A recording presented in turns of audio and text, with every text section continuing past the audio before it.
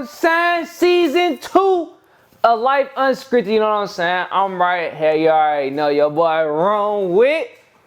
What's up, man? It's your boy Devin, aka Pharaoh on YouTube. What's going on with y'all, man? You know what I'm saying? Season 2, new co-host, and we finna run it, y'all. Hope y'all fuck with all the content that's gonna be pushing y'all way. And stay tuned for more, you know what I'm saying? But first things first, it is June 22nd. See if I'm right. June 22nd. That means it's been 6 months and 22 days. Half a year has gone by. How have your year been? That's how I'm starting it today. Just in general, looking at the whole year? From January to now. It's been a good year, man. I mean, there's a lot going on in the world. But my year in particular, you know, I've been focused on just the grind, you know what I'm saying? It's been a good year. It's been pretty uneventful for me in particular. But yeah, I just been focused on myself and what I got going on in my life. Bro, I'm finna cry. What you mean? You understand? Doing a podcast by yourself. Hearing somebody you could talk to, y'all don't understand. Y'all been with me. I've been talking to y'all. But there's nothing like hearing another voice when you hear on the camera. It was like, you got things to say. You got questions to ask, you know? Like, you know what I'm saying? Like, just off of that, so many topics just, oh my God, y'all. It was kind of torturous doing it by myself. But we thugged through it. Never missed a podcast. Never missed a week. With that being said, though, to get back on that topic right there, what's the difference between this year and the last year, the first 6 months? Man, like at a certain point, it stopped being like I stopped counting days. I stopped keeping track of time. Like, you know, I'll put events on my calendar and stuff like that. But in terms of like paying attention and like tracking progress over time, I haven't really been doing that. So I couldn't tell you like the main difference between last year and this year. I just kind of do what I have to do and keep pushing forward. You know, I haven't been really one for looking backwards and things like that. So I couldn't tell you the main difference, but you know, it's just been constant work, constant grind. From there to now. Yeah. What results What results have you seen? Mainly for me, talking about myself, just focus on school. Okay. You know what I'm saying? So it's like just going semester by semester. You know, not really prioritizing long-term goals, but short-term goals. Because like, I have long-term goals, things that I want to reach, things that I want to do, but you know, focus more on the short term and what I can do now to get to that point. So I'm not really like looking at the big picture all the time. Do you, when you put your goals up, do you put like timelines? Or obviously because it's semester-based goals, right? Or do you have other goals besides the schooling? Yeah, for me as it pertains to like content and stuff like that, but you can put a timeline on things that you want to do. Life has other plans for you. So I can sit here and I can say in 6 months this is where I want to be and be going in a completely different direction. That's not up to me. Obviously I try to set a timeline, like this is when I want to get stuff done. This is like what my schedule looks like, but it don't always work out that way. You know what I'm saying? So I love timelines. I love them. Like when you set goals, do you also say like this is when I want to have achieved that goal? Yeah, I love them. Yeah. The reason why, because it puts that fire behind me. But with the timeline, I don't be hecka mad when I don't reach it though either. That's what I was gonna ask you. Are you more disappointed when you don't reach that goal by the specific date, like you said? Nah, not at all. No. I use it like set it again. Try again. Try again. That string broke. Let's try another string. You know what I'm saying? Another method, and let's set the goal again. Let's set the same timeline. You know what I'm saying? And then we're gonna keep hustling, bustling like we didn't just fail. That's how I do it though. I don't let the like not hit the timeline defeat me. But it does get rough, you know, when you keep missing timelines that you set. Especially when you're doing something by yourself with no like mentoring. Like you just learning by yourself, and it's you're crafting your own lane. Let's say if you have a business that's nobody invested in before, like for instance with the herbal, my dad got to do. Like there was nobody doing that when he started. So imagine setting timelines with that type of stuff. It'll be a different vibe compared to Low battery. Where's it? she in there. Yeah. So did Isaac. But yeah, that threw me off a little bit. But yeah. So it doesn't get a little bit like discouraging when you had to keep resetting that same timeline. You know what I'm saying? So it's like battling that. Is it always resetting the timeline, or do you say, okay, I didn't, like with your current strategy, you didn't hit the goal, so do you change your strategy, or do you keep going down the same path and like kind of trust the process or something like that? It's hard to, it's two ways. It's difficult. I ain't gonna lie, it's difficult. Sometimes you don't know what's right and what's wrong.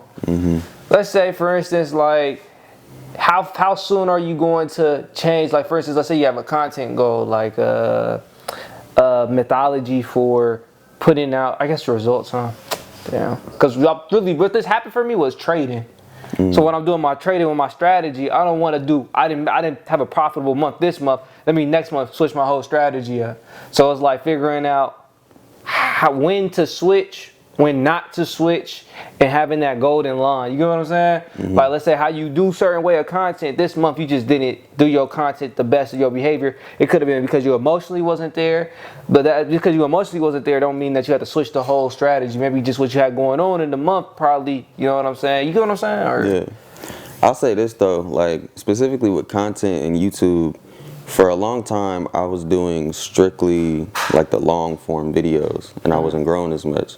I did that for about 1.5 years, and then we just had this conversation about, you know, why I started posting the short form, and you know, I've kind of seen a lot better results doing that. And my goal was always, like, after 1 year I wanted to have a certain number of subscribers. You know what I'm saying? And I had that goal set. I was like, okay, when I started YouTube, I was like, in 1 year, this how many subs I want to have, and I didn't hit that. I was way off. But when I started posting short form and like YouTube Shorts and going on TikTok, I started seeing crazy uptick in and then that's what I want to hone in on more. So looking back on that and your methodology on that, when should you have switched up the strategy? I couldn't have predicted that because it was always just trust the process. Like, that's why I asked you that, because it was like, okay, they might not be, you know, these videos might not be getting the views I want them to now.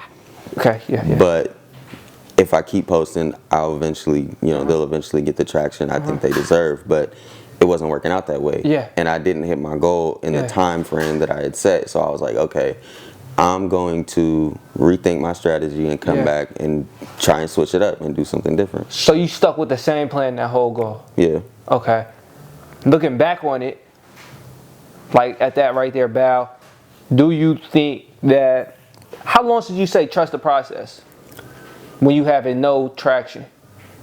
I mean, I guess you go by feeling, you know what I'm saying? Like, do you feel that you've put 100% of your effort into this current strategy, like, and you can see it going somewhere? Like, if you can't see the path ahead, then you got to switch it up. But if you still believe in it and you're still like, this will work, you know, as long as your heart is in it, like, you got to carry it out. You know what I think? Weekly, monthly, and then, like, you know what I'm saying, 3 month, quarterly. But what I'm pointing on is reflection. You could do a weekly like, let's say you're on that goal for the sub count, whatever it is. At the end of the week, you looked at what you did and you looked at the traction. You're like, okay, let's see if this continues for a month. And then you'll look at, if this continues for, I'm not gonna hit this goal. Like, let's say you got 3 months left, or let's say, like, based off of your traction and the number of months left, you could kind of gauge what your expected value would be just because of what the past have shown you. So if I keep going this route, the past has shown I get one, I don't know what it is, but let's say you got 10 subscribers, but you're only getting 1 every 3 months. Yeah. So me doing that ain't gonna equal me getting this result. So I gotta either start thinking outside the box, or looking at for some inspiration somewhere. You know what I'm saying? Yeah, you got to change something up. I think the biggest problem is ego. You know what I'm saying? It's like, like, do I have to switch this up? Like you probably don't want to, because you know, like for me, I think things through deeply.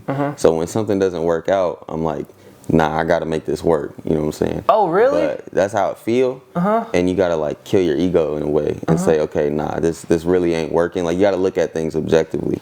Bro, there's this quote. Oh my goodness. I don't know if y'all, what show was that on, bro? Not Sway. I think it was Big Boy in the morning or something like that. And he had A Boogie on, and he was joking, but like I like to like read in between the lines.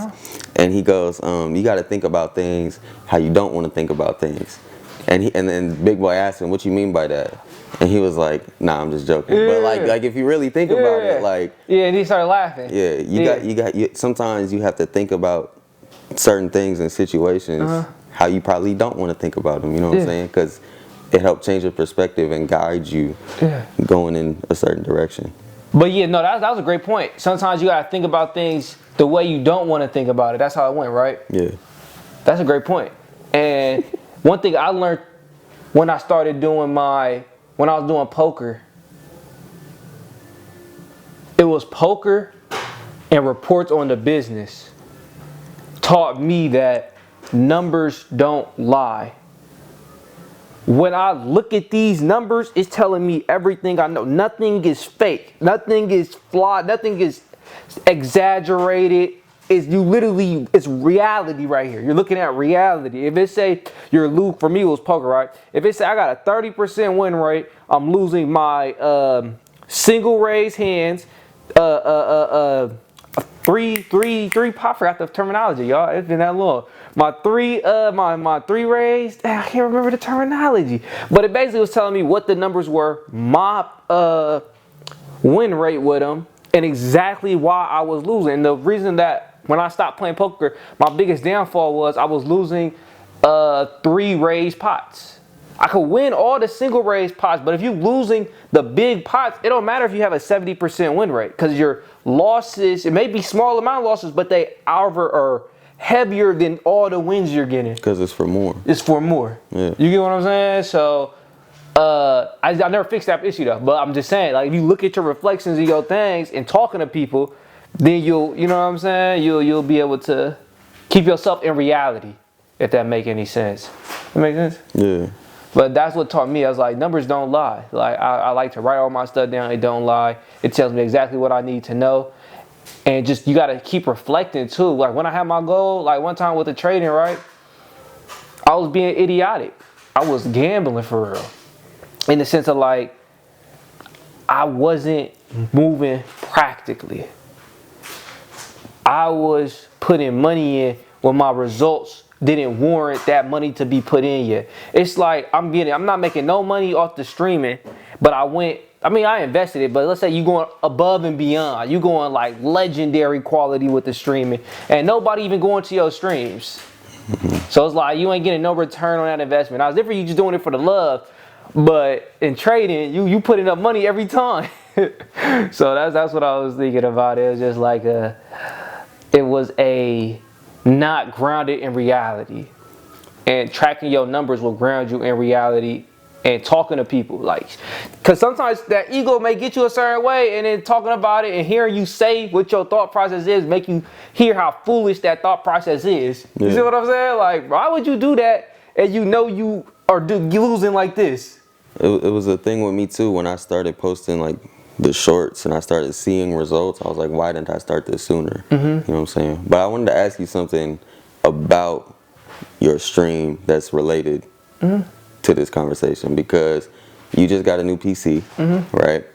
And you were having a hard time justifying it.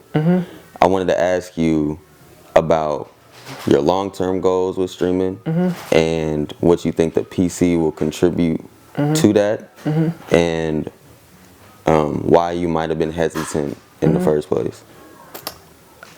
Because it's so flukish. That's just simple. The streaming, even though it's like one of them things, like in my life, I always chose the hard route. Like, I always chose the things that ain't choose me, which is not smart in my opinion. Like every time the woman that really liked me, I went for the one that had me hunting Not just getting the one that liked me and choosing the one that chose me. When it was goals, I decided, like, say, videography. I'm blessed with videography skills. Like, everything came natural. It's never, when I do a video, it's never like work. Everything I ever did was self-taught, and it was easy self-taught. Everything, like, it felt like a puzzle. Everything was just going together easily. My numbers was going up. The money I was making was going up. But I decided to put the camera down and focus on trading. You get what I'm saying? Like, something that ain't working, it's not clicking easily like the camera. It's hard, you know what I'm saying? And then the same with the streaming. It's choosing me. And it's like it's still like a hobby. You get what I'm saying? It's like not really. So the long-term goal was like, literally the reason why I started streaming was so I could be up in front of the computer to catch my trades. I ain't expected to. Now streaming got to the point where I'm missing missing trades because I'm so locked in to the stream. Yeah. So it was like, so then it's like I didn't really, it wasn't like, you know what I'm saying? It wasn't like a real plan to get into it. So I guess that's why I wasn't too keen on investing, even though I put thousands of dollars into my trading easily. Also, I wasn't spending the money in trading. It was still in my account. I'm just using it to make more money. But I guess that's, you know what I'm saying? I guess that, if that answers your question, I really don't have a long term. I was going to ask you, have your goals changed with streaming now that you're seeing, like, because now you're averaging like 20 people a night and stuff like that. Like, has your goals kind of shifted into more like, I'm gonna take this more serious now, because like that's a big investment. Yeah, of course. Because I bought that PC. But nah, I ain't gonna lie to you. Like, I still, like, if I ain't got a trade, I ain't gonna stream. I'm so serious. So, but I'm gonna be trading. I feel like, I really love to trade. Like, I love the hustle and bustle. I did it a lot smarter now. And I also want to be pointing seriously on the trading. I recently found out, bruh, I was using the trading as an outlet for emotion last year because of all the things that was going on. Outlet for emotion. For emotion. So when I was being so stubborn, cause a lot of things happened last year. My grandma died. My parents was divorced. All that stuff, right? So you was just locked in with the trading, like never stopped. Like kind of like a distraction. A distraction. Okay. It took all of my, cause it's like let me just tell y'all the mentality I had during the time. I don't care what they do, I'm gonna make it off of this. I don't care what's going on, I'm gonna make it off of this. Shutting down the whole emotional processing of what's going on, and then just solely focusing on the trading.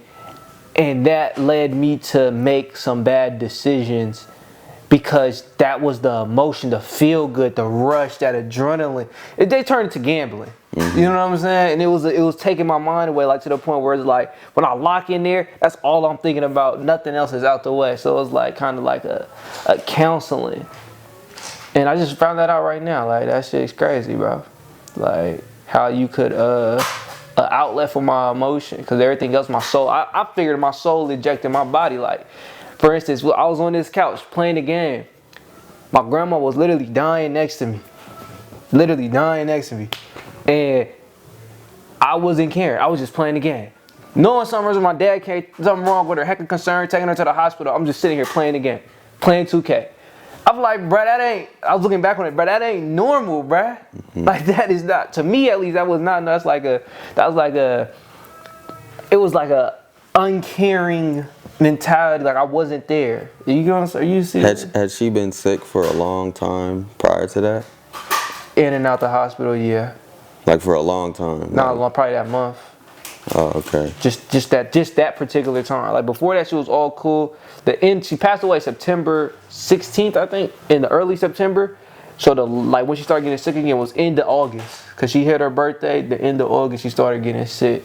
Cause I was gonna say, like, if it was a more long-term thing, I think it's easier to get like desensitized to it, so it wouldn't be as like, you know what I'm saying, like get off the game or something like that. But like if it was a short-term thing. Nah, I don't think that's normal, bro. No, it wasn't. I'm looking back on it. That shit ain't like, I didn't pause. Like, that shit was weird, bro. Like, literally, she was like dying, like in the sense of like it was crazy, bro. Like, that's just thinking about it was crazy, bro. She was just sitting, like, looking like the mood. Like, we were just sitting here talking, right? Imagine you just at your house and we talking the same way, And then my grandma over there to the point where my dad came, about to go to the hospital. Like, Jackson to the point where I got to go, she got to go to the hospital. I'm just sitting here talking casual, like, none of that is happening next to me. Like, hey, hold on, bro. Like, let me see what's going on, you know what I'm saying? That shit. It could have been a thing, too, where your inability, or not inability, but your lack of focus on that issue was probably helpful, you know, because everybody was like, oh my gosh, you're so sick. Like, imagine you're sick, right? You have an illness, and people are just like poking and prying at you. You're in and out the hospital. You know what I'm saying? Like, you're gonna want to be around people that take your mind off of that type facts. of stuff. You know what I'm saying? That's what it was too. Yeah, so it was probably just not that you didn't care, but you know, more so that it was like everybody else is focused on this thing. Like, you know, let's just be normal for a little bit. You know what I'm saying? So it could have been helpful to her. You know, and beating yourself up over it ain't going like, you know what I'm saying? No, I wasn't really beating him. I was just acknowledging where I was at during that time. Yeah. I wasn't, what's the best way to say this? This is before the podcast. This is before the podcast and things of that nature. So where was I at during that time? I was kind of blank, like just numb. Have you ever been there? Yeah. Yeah? How was it look like to you? How did you know you was there? Feeling numb? Yeah. Like something bad would happen, you'd be like, that's unfortunate. And keep going about your day. There was a time where like, the word people use is nonchalant. Yeah. Where like stuff would happen and I'll just be like, oh well. You know what I'm saying? Like, like of course, you know what I'm saying? Like, of course this would happen to me. I think I was about 17. You know, my parents were going through their divorce or whatever. You know, I had lost some friends and family. Going through like passing? Yeah. Okay. Going through heartbreak, you know what I'm saying? And just not really being able to like feel nothing, you know what I'm saying? Like not allowing myself to either, like not allowing myself to be vulnerable and like be sad because it's like, what I'm gonna cry for, you know what I'm saying?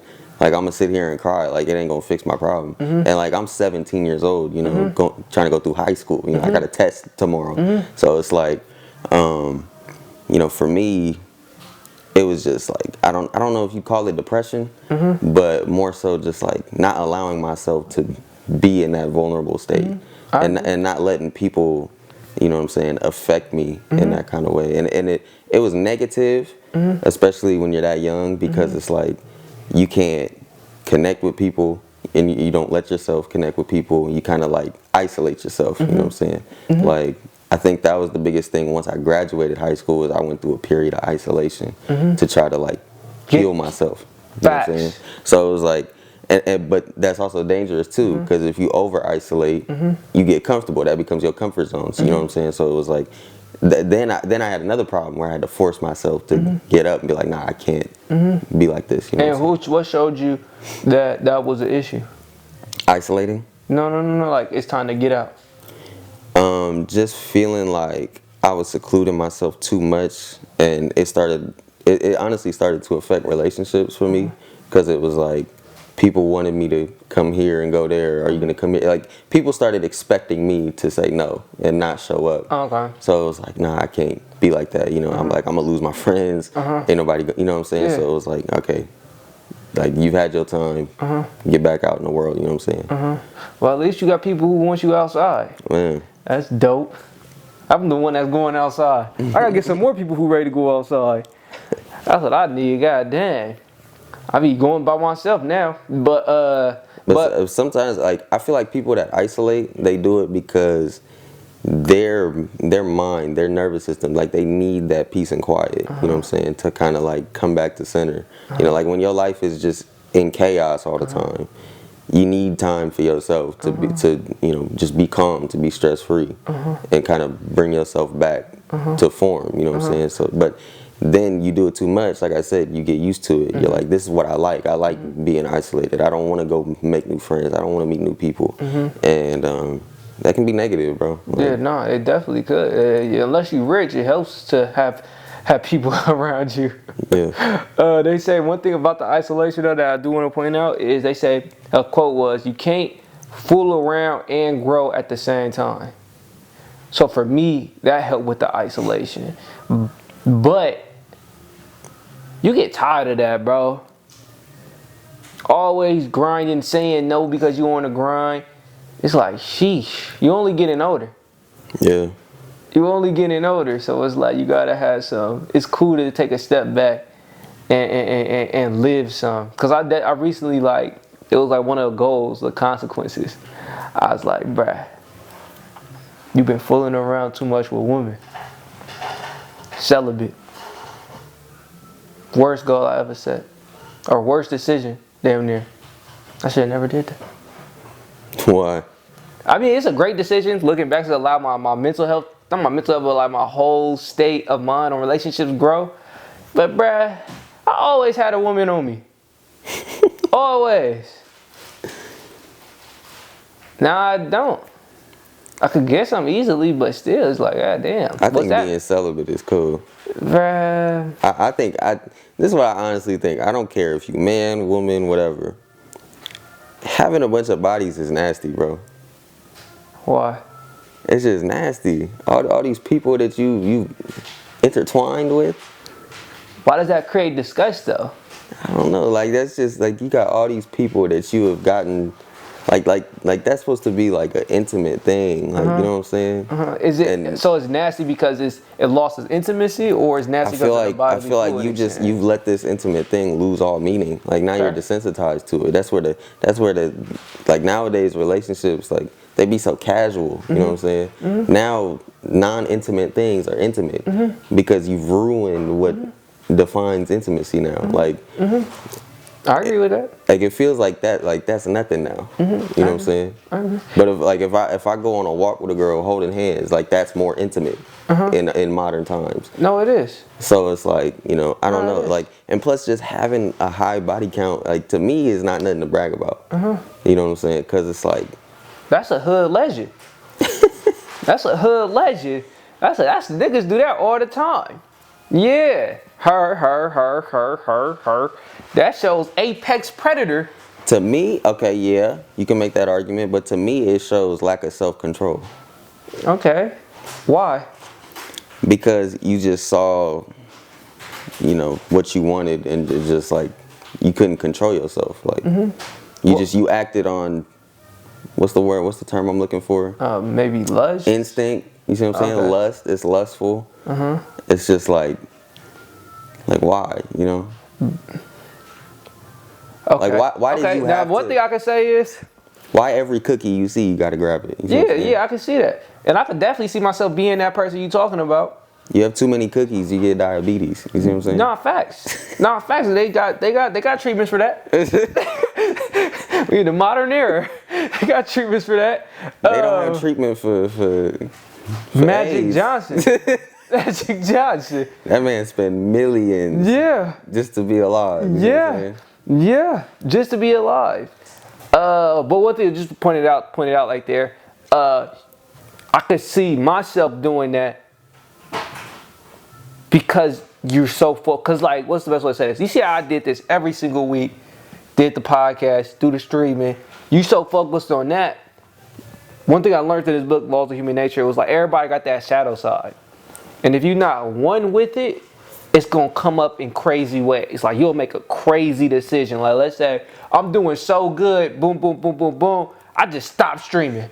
Like, it's a crazy decision. Yeah. Or let's say somebody in a relationship for a long time, they just cheat out of nowhere. Or they quit their job for some reason that they've been at for heck of long. And like, cause they're repressing that side of them. They want to like get, I haven't read that chapter in a long time, but it was talking about your shadow.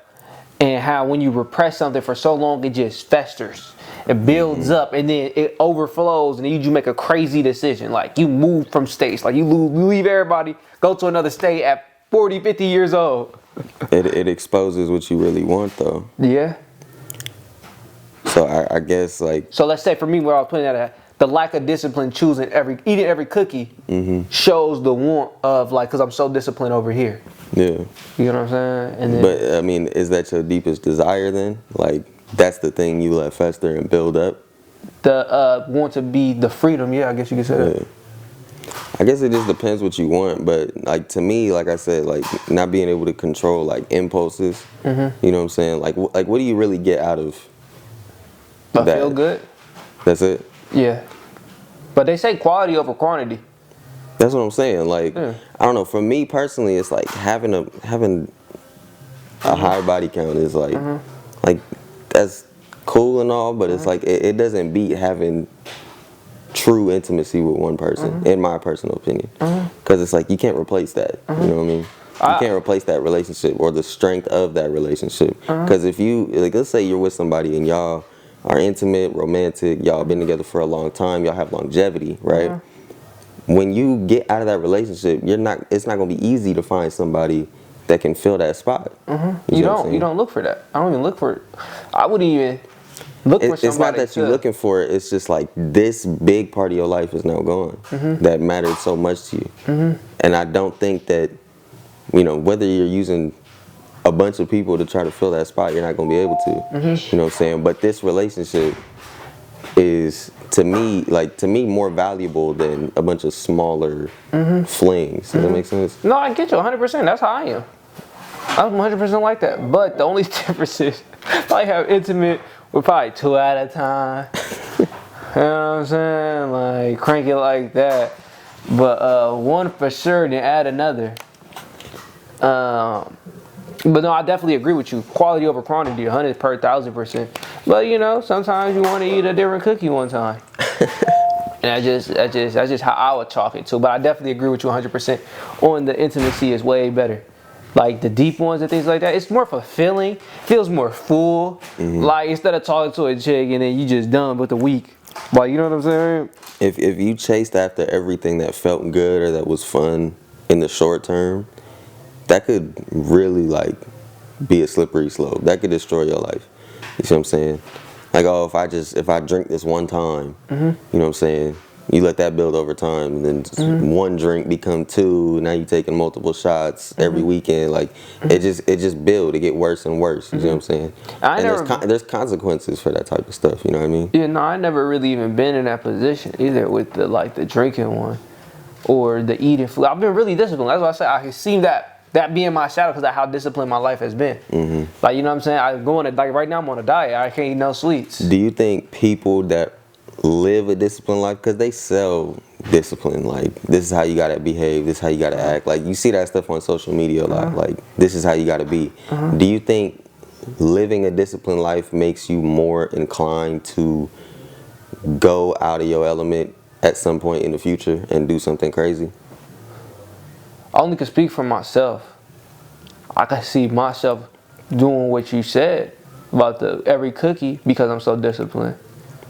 Like okay, imagine you did everything in your life by the book. You did everything people were supposed to tell you when you were supposed to do it, and you know you have like inner frustrations and stuff like that. Like, do you think that person is damn near guaranteed to do something crazy in the future, or do you think that's just like on them to maintain control?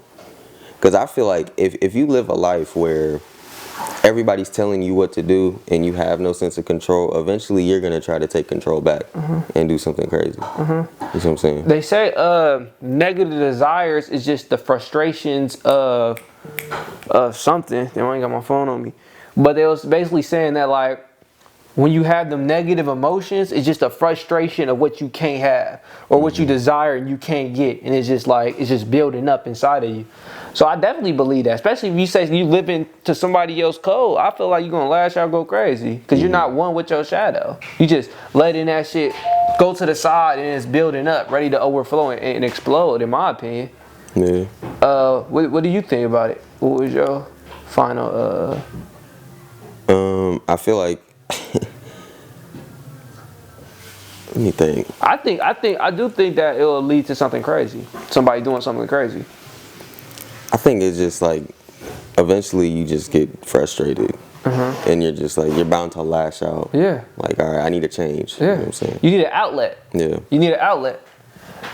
So for instance, like, you can control that outlet though. You get what I'm saying? You can control the, like, so disciplined. You can control that. Like mine is, I just break all rules one day. In the sense of like, I break all the disciplines I'm maintaining. I'm not gonna eat meat or nothing like that, but let's say I've been focused on waking up at this time, going to sleep at this time, waking up, like basically my schedule. Friday, Saturday, I just discard the whole schedule. Just do nothing. I probably make some cheat meals. Them is like me releasing my shadow. You get what I'm saying? Yeah. Doing nothing all day. Basically breaking the, you know what I'm saying, to release that inner pent up. You know what I'm saying? I sleep, be in bed all day. Do you think everybody has like their vices, like something that could like, and I don't just mean like you talk about like shadows, right? Mm-hmm. But like, do you think everybody has that Hell one yeah. thing, that Hell yeah. if they let it get too far, it would break them? That what break them is crazy. Like that one thing that's just like, if they didn't have any sense of self-control, like this could ruin your life type thing. It depends on what they exposed to. Because for me right now, if I took that and looked at it through an outside lens at me, all I can see is I just start turning up hella much. Because, okay, this is why I asked the question. Because, you know, when I have this conversation with other people, they always say, like, oh, everything in moderation, right? Mm-hmm. That's the word they like to use, in moderation. Mm-hmm. Which means, like, you know, basically control it. Mm-hmm. Or, like, low doses or something like that. But do you think that, low doses going to turn to high? Yeah. It depends on what they're going through. Hell yeah, it could. Depends on what you're going through.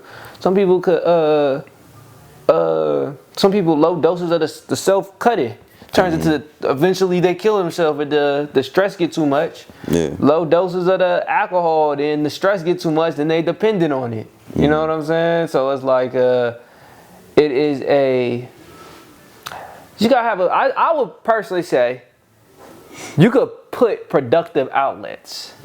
You could have a outlet, it don't have to be a negative outlet. Because what you're speaking on is outlets, basically. Mm-hmm. You don't have to have, or vices would serve as an outlet, or is that like something different? Because I'm taking it like an outlet. Your vice is your outlet, or a vice is like because like, you know what I'm saying? If you could explain more on that vice. I guess it would be an outlet because it is kind of like a release. Uh-huh.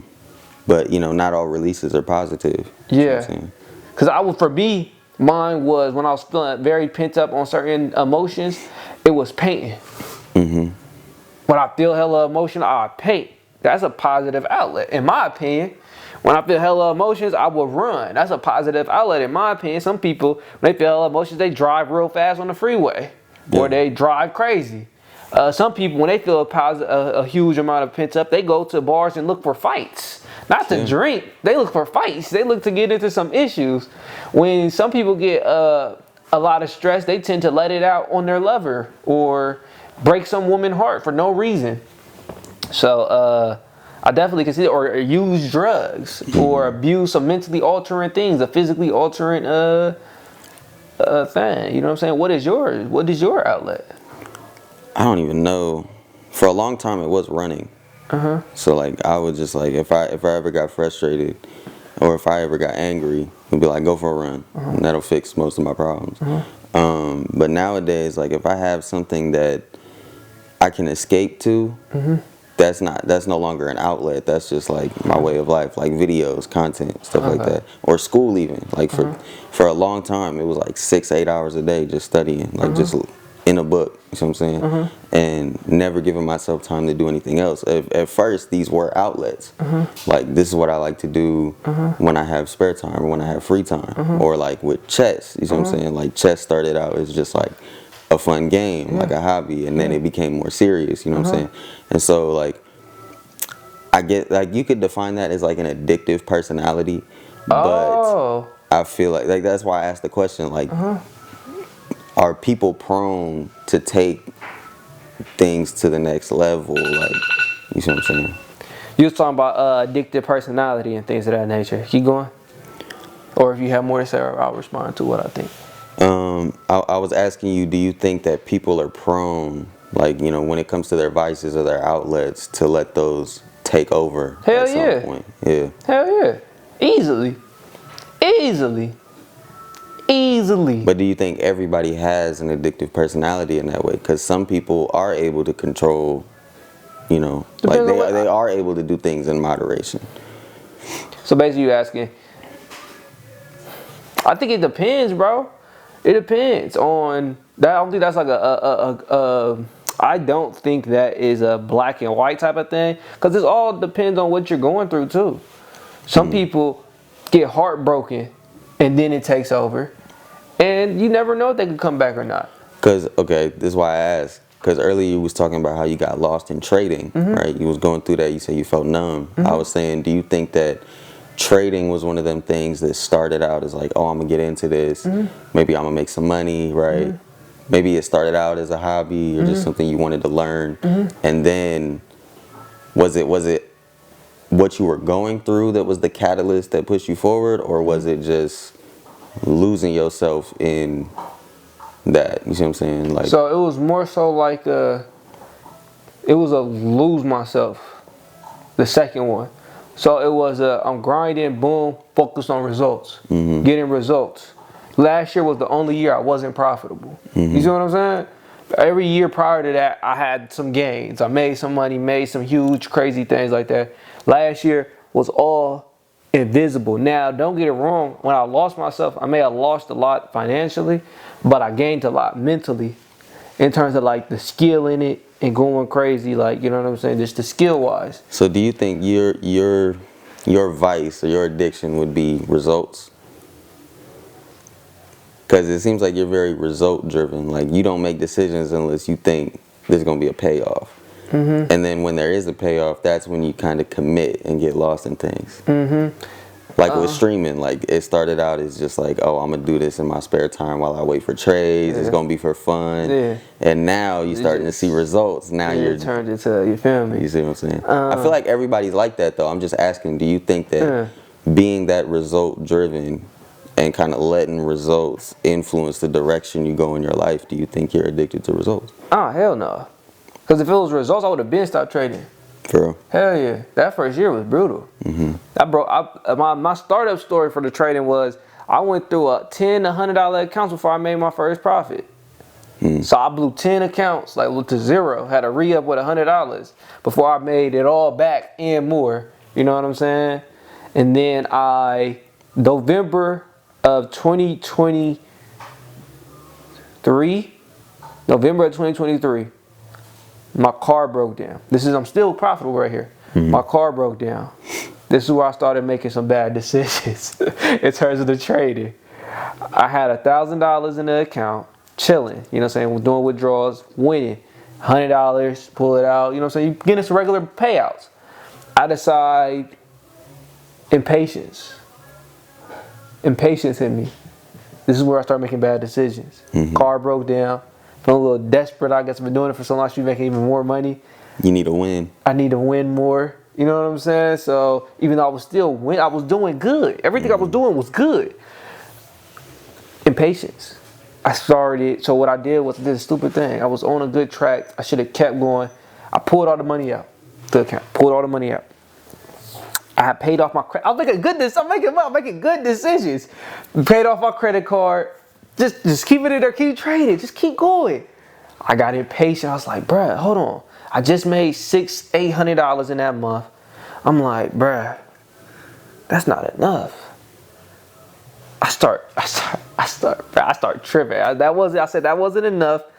And I'm like, I need to make more. I switched my whole strategy because of impatience. What was working for me, back what I built from that day one to November, because I started 2020 for that. What I built them 3 years, I decided to scrap something that was working because of impatience. Something that was in a percentage-based game.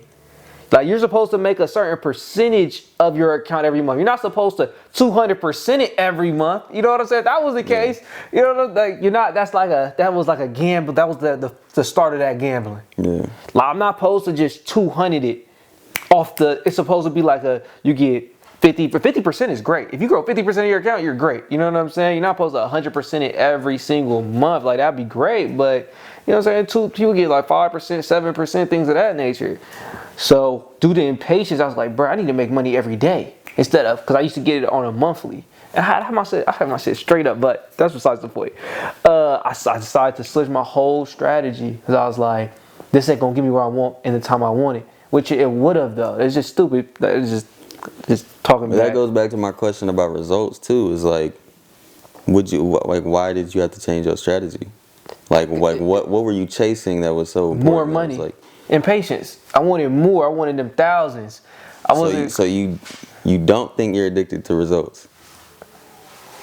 I mean, I wouldn't say. What's the best way to say? You don't think you're addicted to? I'm a little. Can you say it differently? Can you say it differently? It sounds like, because I asked you earlier, do you think you're addicted to results, being so result driven and letting those results drive your decision making? Do you think you would have made the same decision if you weren't chasing?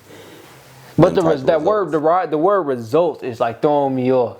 Do you have another substitution word for that? Or like you wanted more wins, you wanted more money, like you in trading. Yes, hell yeah. So it was like you started seeing success. You're like, this ain't enough. You wanted more. You know what I'm saying? Yeah, that's what I'm asking. But then if I was so result driven, I would never put down the camera. Because that's what I wanted to ask you too. Is when you had that streak of accounts going to zero, what kept you going in that? The vision. The vision and the love for it. Like I knew I was gonna make it. I knew I was gonna make it, and I had breakout moments. You know what I'm saying? I knew I was gonna make it though.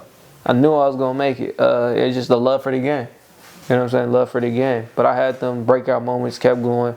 Breakout moments kept going. Trusting the process. Trusting the process, and always, like, you know when you winning, bruh. You know when you winning, like you win. You go crazy. I made bad decisions, bro. I made bad decisions around the wrong crowd. Like, not even say the wrong crowd, but it was just like I lost my lane. Like I messed up, bro. Like simple as I messed up. I wasn't keen on what was working and what wasn't. I stopped doing what was working and started doing shit that wasn't working because I wanted impatient. You get what I'm saying? Like instead of slowly single foot instead of I wanted to leap. I wanted to run. I wanted to 10,000 in 1 month from zero. Like, so I started making bad decisions based off of impatience. You know what I'm saying? Like I had something good going. Then I decided to do the prop firm shit. It's like you get basically more capital, but you got to pay a fee to get more capital. Ended up panicking because the first, like, you get like you can only lose a certain amount per day, and you can only lose 8% of the whole thing, I think, or 10%, whatever. That first week, or the first week of 2 days, I took some L's, had me doubting my whole strategy. So then in the first 2 days, I done switched my strategy up. In the first 2 days, no mental fortitude. Switched my strategy up in the first 2 days. Ended up losing the account, and looking back on it, this is where I made this quote. Go through the storm with a still mind. I think it's something like that. Thread the storm with a still mind. Because at the end of that first week, I would have made them losses back and came out profitable. If I didn't panic, switch everything up, ended up losing the account. This is when I pulled that money. This is not when I pulled that money out the account of the 1,000 and stuff. Losing the account, just like, and it started going just because of impatience. That feeling when I'm motivated by impatience and shit like that. When I leave the result driven, I start fucking up. That's what I just pointed out right there. When I leave result driven based decision making, I start fucking up. When I start moving off of impatience, I start fucking up. That's just like, this is clear. Like from that to the camera. The reason why I put down the camera was because my car broke down, so I couldn't get to no jobs. But also, it turned into something I didn't want it to be. It turns into just money. I got into the camera for the artistic, like the vibes, like, you know what I'm saying, setting a vision and accomplishing that vision. My problem with result-driven decision making, because we all do it, right? Like if something's not working, you do something else. That's what we started this conversation talking about. But at a certain point, and this doesn't necessarily happen to everybody, but if you start seeing results in one thing that maybe you weren't all in on or committed to, but you're like, oh, this is working, then you start going further down that path, a path that you didn't want to go down. You see what I'm saying? Now you're lost in it. Now this is your life now. You see what I'm saying? And that's what, that shit happened. That shit, you know what I'm saying? But keep going, I'm going to talk about that. So for me, it's like, you have to be true to yourself, and like, it's going to be corny, but like, you got to follow your heart in a way, because if you do anything else, like let's say you're only result driven, you're going to end up living a life that you didn't want to live, and being a person you didn't want to be. Like so many people do that now. They go to school, they didn't want to go to school. Their parents wanted them to go to school. Yeah. Or you know what I'm saying? Like they're doing things because they needed money, not because they actually enjoy doing it. Yeah. You know what I'm saying? So No, having only a result-driven mindset can fuck you up. Yeah, no, I definitely agree with you. That was the I had to get that in check. I was result-driven with that streaming shit. I was result-driven, but I know how to scale. But remember when I was telling you yesterday about the priorities and shit? The Life Unscrpted, which was giving me hella results. Everybody, the podcast was great. I love what you're doing, the streaming. We love you. We love you. Mind you, I didn't do this for that. I did this to start getting in front of a trade-in. That's why I say like kind of the result different. Like when you said it comes from result driven, I can't give a clear answer because a lot of things, like I would have been stopped trading. I would have never took down the camera. I would have. That's it. Them was the only two. Football, but that just broke my heart. The football one broke my heart. But the trading and the camera, I would have never put them down. I never went when I went for money. I put the camera down. When it was only money, I don't even want to do this. I'm declining jobs. Like you know what I'm saying? $300 jobs, and I'm declining. I'm like, I don't even want to do it for that no more. Like I'm cool. I don't do the camera no more for that. Jerome Hughes, that you had on a podcast not too long ago, he was the one telling me about like, cause he does effects work with the computer and stuff. He was like, I don't do no effects work for money. Like you can't commission me to do nothing, cause he's like, this is what I love to do. This is my passion. You know what I'm saying? And he's found a way to separate, you know, the monetary from his love. You know what I'm saying? So he's like, I don't care if you offer me any type of money. This is what I love to do. I do it for myself. And anything else we can talk about. Anything else artistic we can talk about. But this is the thing that's off limits. So he's kind of like safeguarding the thing that matters most to him. So I guess you got to have things in your life that you're passionate about that aren't result driven. Now I ain't declining that though. I had to disagree right there. With what? Well, that's an extreme version. That right there, what he said, like he declined the taking commissions. But it's a slippery slope though. If he starts like, okay, this is his love, right? This is passion. It's like what we just said. If he was to be result driven with that and say, oh, people are offering me money for this, let me go there. There's control though. He's gonna end up He's gonna end up going down a path he don't want to go down, and it's gonna take him further down a path he don't want to go down. It's the same with the streaming. But this is his passion though. Streaming is not your passion. No, that's what I'm saying.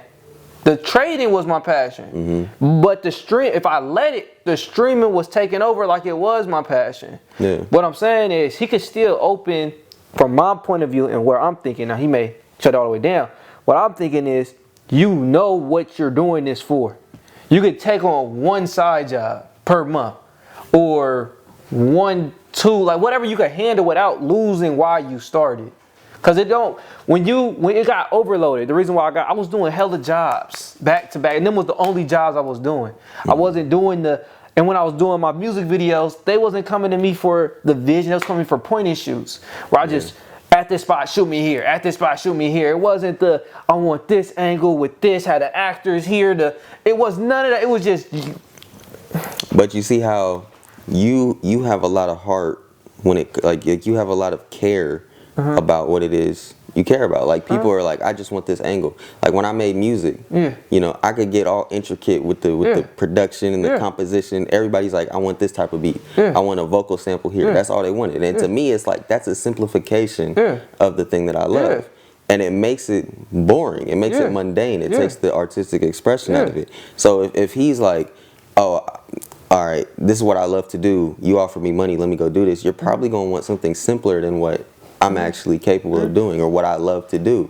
That takes the love out of it. You see what I'm saying? Unless, talking on that, like if I did with the camera, this is what I would do with the camera. I ain't taking that job if it's under these rules. You see what I'm saying? Like if it ain't coming at it, like if you ain't come to me to do a vision type of video, if it's just a point and shoot, I'm not doing it. If it's I'm doing event work, I'm not doing it. I'm only commercials where I make the commercial, or where it's still in my guidelines. So I don't lose the love for it while still getting paid at the same time. But then how can you expect other people who may not be as well versed as you are or as passionate as you are to come in with that same level of passion. You see what I'm saying? You are what you're producing. Like for instance, like and your charisma. What you're producing and your charisma, like in the sense of like may take a cut on the money I'm getting, but I'm producing work with these artists that's fire. I'm not getting paid much. I probably get paid $50 to $100, but I'm producing the work that's going crazy. So when the other people look at that work, I'm telling them these are how my rules are, and this is like the fee I'm charging, whatever it is. And if they don't go down, I'm just keep doing what I'm following that road. So if it was in Jerome Hughes' shoes, I have a guideline on how that's gonna go. I wouldn't just completely safeguard it and cut everything off, because then you're getting your style out. You're getting a lot like, oh, this is Jerome's style right here. You know what I'm saying? You're getting your style out. You're getting a name behind you. You're building. It's like you can build from that. I want to make a point. I have the same attitude when it comes to YouTube collaborations. Like if your views don't align with mine, or if you don't make content with the same mentality that I do, I'm probably not gonna work with you. Like there's a quote from Dave Chappelle, right, comedian, where he's talking about, I forget what show he was on, but he says that, you know, when you get into the entertainment business, name your price in the beginning. And if something ever gets more expensive than the price that you named, you got to cut loose. You got to get out of there. That's what I'm saying. So it's like you have things that you love to do. You have your passions. As soon as people start putting their hand in the pot and trying to control you, you know, as soon as they start trying to manipulate your goals and what it is you want from it, you know, you gotta cut loose. And that's what you know what I'm saying? Yeah. I'm pointing at, for everybody who's just listening, I'm pointing at the box that got my PC in it. He got a box with an unopened PC. Unopened. You know what I'm saying? $2,000 just sitting right there. Yeah, just sitting right there. But that's what it was turning into. That was the result driven. If it was result driven, I would miss, like, I didn't get it. Like, you know, I had a real, like, that was a real thing. Like, I lost myself in this, bruh. I lost myself in the Life Unscrpted. And that wasn't what I wanted it to be. There's certain priorities I had to bring back into it. The trading ways above that. Why am I not practicing my trading every day? Why am I not even touching the charts on my off time to get better and recognize and just get better, period? Why am I just doing the video? Like, but now it's like, I still want this to grow. How can I still get this to grow while also, you know, less sleep, but then I'm risking my overall health? So it's like, that's another thing though. It's like, as these result driven, you know, what are they called, activities start to take over your life, you start losing time for the things that you love. That happens to people all the time. They get in a relationship, they get married, they have kids. That's literally what happened. You see what I'm saying? So they start losing time for their passions. Eventually your passions fizzle out. You have no time for them. I was just saying that to somebody. So my question to you is, what is the balance, right? From doing something that you may not be passionate about, but doing it because it's giving you results, versus continuing on to do the things that you love to do? I just said, my balance is forming in itself right now. It is literally in itself right now. And I'm glad you asked me that, because now that brought me to think maybe I needed to change them expectations. I was expecting myself to do one video uploaded to YouTube every day, but that's when I had it at the top of the priority list and that was getting done.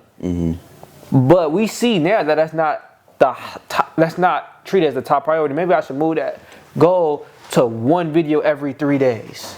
The cutout from a podcast every 3 days. Still do the one podcast a week, because that's not too much time consuming. But one excerpt every 3 days or every 4 days. You know what I'm saying? Because I could do that instead of just the one every. I just don't have the time for that. You get what I'm saying? So what I'm saying is, do you allocate time to different things because of the results? You see what I'm saying? Like, okay, imagine these podcast episodes, YouTube was popping off, and that was like getting you the most traction, more than streaming, right? Would you then commit still to daily uploads? The answer is, I guess I'm learning now. I'm not really result driven. I'm not at all. I'm not. So you wouldn't post every day? Like, imagine podcast takes off, it starts blowing because up. if that was the case, if I was really result driven, I would have been posting my clips on the streaming. That was getting thousands of views. The podcast on Instagram. Instagram ain't rocking with, it was popping off on Instagram, TikTok, and YouTube. The streaming. Yeah. If I was results driven, I would have been shut down that podcast posting 3 times a day and just focus on the streaming. But you still have a vision for the podcast. And that's what I kept with. I stuck with the I told myself 3 videos, shorts a day. This is before I make the adjustment, but 1 topic every day on YouTube, 1 weekly podcast. And I ain't diverted that no matter how big the streaming went, because I knew that this was what I wanted. I didn't too much, that was just an add-on with the brand. So as we're speaking this, I'm learning now I'm not as result driven as you may believe. I'm really not. I think everybody has, like, they kind of fall into this spectrum. Like, some people get lost in the results where they get to a point of no return. Oh, I didn't get that far. Like, they get into people get into this lifestyle where everything about being result driven kind of culminates. Like I said, like, you get married, you have kids, you lose time for the things you're passionate about. You know what I'm saying? That's not necessarily result driven, but it's like, now you have a family to take care of. You got to go to work. You know what I'm saying? You lose time for the things you're passionate about. But as it pertains to, like, right now, you have time to allocate to exploring. You see what I'm saying? So now you can stream, you can make videos, you can make podcasts, you can go here, you can go there, you can change your mind. At what point do the results take over to where you're not able to change your mind anymore? Before I answer that, where do you fall on this? I don't think I'm result driven at all. I'm overly committed to the things I'm passionate about. Because if I was result driven, I'd have stopped making YouTube videos a long time ago.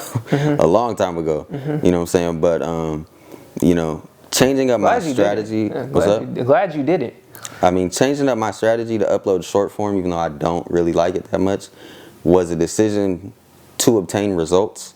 So I am result driven in a way. But when I fall in love with something and, like, I find that freedom of expression. Now, what is that? Let's hone in on that. What? Because I'm that same way. Where you said, I'm doing the shits right here. It was never in my vision to do the short form. I don't like it. But I'm result driven enough to do it. And I'm doing it because them results is, but I'm still in the field where I'm still loving it.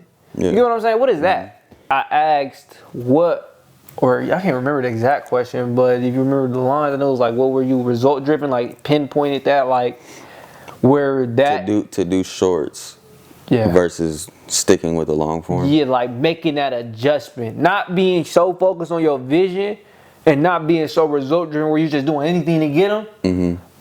What, you know what I'm saying? Like, what is that? Because I'm what that is. Yeah, it was striking a balance between, what was going to help me maintain the aspects of YouTube that I loved versus making the sacrifice of, like, this is going to help me grow. You see what I'm saying? And, like, it's going to help me more in the long term, but without fully diving into just doing anything for views and subs. You see what I'm saying? And because I'm still committed to what my actual vision is, what my actual love is. You see what I'm saying? So it was a sacrifice I was willing to make that to me is small, but leads to big results. So it was like balancing the trade-offs in a way. It's like, okay, make a pros and cons list, basically.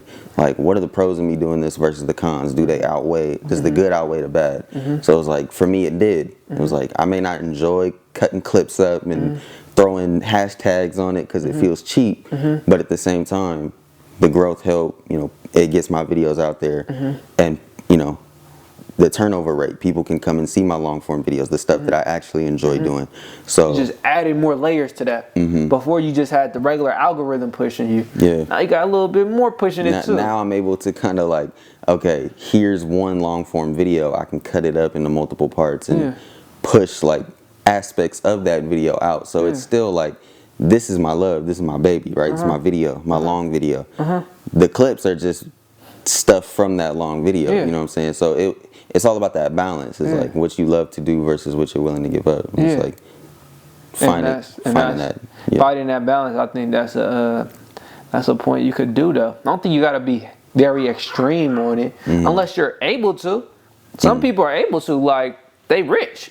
Yeah. Like, they don't, like, you know what I'm saying? They really do this for passion. Yeah, these poor people problems. Not literally, like on some real shit. Not because it's like, I could go down that route of like figuring out what gets the most views or the most attention and just go full steam ahead in that direction. But it's like, if I do that, I'm gonna lose the parts of this thing that I love that makes it so important to me. You know what I'm saying? To the point where it's like, now I'm just operating on autopilot. I'm like the algorithm now, where I just, because the YouTube algorithm is more result driven than anything. It's just an algorithm. It don't care how you feel. You know what I'm saying? So if you only pursue results, you're gonna get locked in this space where it's like nothing else matters to you. You know what I'm saying? I like that space. And the space, especially when I'm doing what I love, hell yeah. Business, only result oriented. But that's why it's so risky though. Is if the results are only coming from the things you don't love, the things you don't enjoy, you stop making time for the things you do love and enjoy. You see what I'm saying? I think I know how to turn, personally, I know how to turn it on and off. I ain't black and white with it. I'm result driven or I'm vision. I know how to do the middle, but I seen how I got to the end of that spectrum really with the streaming. I got to that end of that spectrum because it was working so well with the podcast and shit like that. I boosted it to the top, but I was able to reel it back in. But I never really got to the point. Like for me, my biggest vice, like how you said, when we were talking earlier, was that moving with impatience with the trading, not having control on what jobs I was accepting with the camera. Because I would probably, if I didn't do that, I'll probably still be doing jobs with the camera right now. Like obviously we're doing this with the camera. I'm using my skills like this and my intuition, things of that nature. But if I controlled the not just accepting any income, like any type of job coming through, if I had more like, if I had more of a vision on this is what I'm doing, I'm not just saying yes because they throwing money at me. Yeah. I probably would still be using the camera to shoot music videos or shooting some type of videos. You know what I'm saying? So that was a lesson I could learn from that, picking from right now. You know what I'm saying? Right now, like this is real time shit. Like I can look back at my life like, oh, I did that because this happened. Now it's making sense. Like I put the camera down because the thing I love turned to just commission based. The shit with Jerome. You know what I'm saying? I've been down that and I see that it does indeed make you stop working with the shit that you're gifted at. Okay, then we look at the other one. I seen what result driven gets you to. Result driven gets you to a place where it's like high, like you're getting the numbers you want and the feelings you want, but at what expense? That's why I make that point. That's why I bring up Jerome's situation, is because the reason he has that mentality is because that's what allows him to maintain control. Yeah. Because like all this boils down to your ability to control the situation. Yeah. Like if he knows in his mind that if he does take commission on his VFX work, it's probably going to lead him down a path he don't want to go down. So he's just full stop, cut that off completely. Cut it off.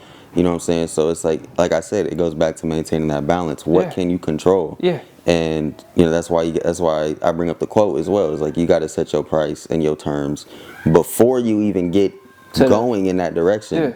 Before you lose all control. Yeah, no facts. No facts. And I definitely agree with that. I probably wouldn't be as extreme as Jerome if I was in his shoes. But I can see that's definitely a good precaution to have. Yeah. That's definitely a good precaution to have. What would you do if you was in Jerome's shoes? Would you take his route or? If that's the thing I'm passionate about and I love and I feel like it's going to make what I love to do feel like a chore, then yeah, I'm no commission at all. Like I kind of have the same mentality with YouTube. Like I'm very safeguarded when it comes to the way I do things, my process, what I post, what I don't. You know, like everything's got to be thought through. And I'm not just going to let stuff go up on my channel that I'm not personally proud of or that I believe in. You see what I'm saying? That's why I have the strict philosophy when it comes to collabs, because it's like I'm not just going to partner up with anybody for any reason. You know what I'm saying? It's like that's what allows me to maintain control and keep the thing I love as the thing I love without ever venturing off and making it something I don't want it to be. So the fact that Jerome is like, I don't want to take commission on this because this is the thing that I love, he's put a safeguard up. It's like, this is gonna remain the thing that I love no matter what. You know what I'm saying? And it's cool to have too, because not everything has to be result driven. You can have hobbies. You know what I'm saying? You can have things that don't make you money. You can have things in your life that aren't like, I need to get this out of it. You know what I'm saying? You can be bad at things and just do it for the joy of it. I mean, Bob Ross had the joy of painting. You see what I'm saying? It had nothing to do with selling artwork or nothing like that. It was kind of good though. What? Bob Ross. Yeah, he was cool, but like, you know, bro, I'd rather use Lil Wayne. Nigga, Lil Wayne been skating for hella long, only could do a pop shove it. I remember first seeing a skate video of that nigga, bro. I was disappointed, but I was like, okay, just fuck with it. But I was like a teenager. I was like, this nigga been skating for hella long. All he know how to do is a pop shove it. Yeah. You don't know how to do a kickflip. You know what I'm saying? Like. See, and that goes way back to the start of the conversation. It's not all releases, right, have to be something that gets you anything. They don't have to get you anywhere. Yeah. You know what I'm saying? Having something that just feels like you're free. You know what I'm saying? So that's probably what it feels like for him. I know that's what YouTube feels like for me. Is when I post a video, I feel like I'm doing what I love to do. This is freeing to me. I can get lost in this. I can get lost in the process. And one thing I do though too, that's result driven kind of in a way, with the painting, that outlet, I always be like, bruh, all right, let me switch it. Let me just get more, let me get more overall with it. When I be choosing my outlets, I do choose it on a what can I monetize. You see what I'm saying? Like, so my first thing with the painting, the reason why I got into it, that's why I brought it up the first time, I just wanted to say that point out, was I did the painting because I knew that if I got really good at it, I could turn around and sell it instead of putting my time into video games as an outlet, because I knew that them hours wasn't going to get me nowhere. That I was going to put, like, say if I put 1,000 hours into a FPS multiplayer shooter, and then I wait on the pendulum, if I put 1,000 hours into painting or an instrument, right. I was like, I'd rather probably do this one. And that's the result driven though. That's when I got result driven with it. Like, just the results of me putting 1,000 compared to these results. Yeah, it's like this not getting me nowhere, but this probably could. But that's that result driven shit. So I can say that when I pick on what I pick to outlet, I be thinking result driven. Like I do, it's not a full overbearing where I'm just doing shit for results. Yeah. But I do have, like I said, I'm in the middle. I could go both sides. But that's why I did the painting shit, because I like seen, I was like, bruh, I'm playing this, like, you know what I'm saying? My outlet could be a game, or it could be this that's gonna turn. For some people, gaming is an outlet. Yeah, I used to play this game called The Sims. Everybody knows what The Sims is. Yeah. And I'll be working on my Sim skills, right? Like, like teaching them how to play piano and shit. I'm like, I could go play piano in real life. Like, what am I doing on this shit? But it's like, it's just for the fun of it, bro. Like, they don't even got to be that serious sometimes. It was for me, especially when you put in hours in. Do they say time is flying, never to return, for one? And the second one, it says the proper respect and value for time determines your success. I think I sent you that quote. I don't know if I did or not. But the proper value for time and success is depending on your respect to time. Malcolm X said that. I don't know if I could have butchered it, but I hope I got the point across. Like, you know what I'm saying? Like, just. Do you think part of the reason people are so result driven is because they know their time is limited? So they feel like they got to achieve as much as possible before their time is up? Hell yeah. Or desperation. You got fear. Desperation. What's fear? Fear of not accomplishing the things you want to before your time is up. Like, I got these goals. Hell no. The reason why I say hell no with such enthusiasm, because if that was the case, niggas' 20s would look different. In terms of like going out, partying, and just stuff what like how they choose to spend their time. Do you think somebody that young can really value their time and look at it and say like, oh, time is limited? Like, do you think young people are making them type of realizations? Like you are, I am. The viewer might. You see what I'm saying? The way you worded it made it seem like they were. I feel like young people, especially early 20s, like maybe they in college, they partying, they living that type of lifestyle. They're so caught up in that and in their problems and in what they got going on, they're not thinking, oh, one day this is all gonna be over. Oh, this could be over tomorrow. You see what I'm saying? Like, that's like an existential thing. Like, oh man, my life is gonna end one day. Like, that's a serious realization to make. you know, that takes emotional maturity, mental maturity to sit there and say like, oh, this is all gonna be over one day. Let me lock in. You know what I'm saying? For my legacy, for my family, for the, you know what I'm saying? No, that's not normal at all. Basically, no. That's your question now. For young people. No. You know what I'm saying? Yeah, that's what I'm saying. Not even for old people. You think so? Hell yeah. I feel like, define old people. They be still thinking like a 50-year-old still could tell me right now, I got 50 years left. You stupid. Shut your mouth and do some research. You got 20.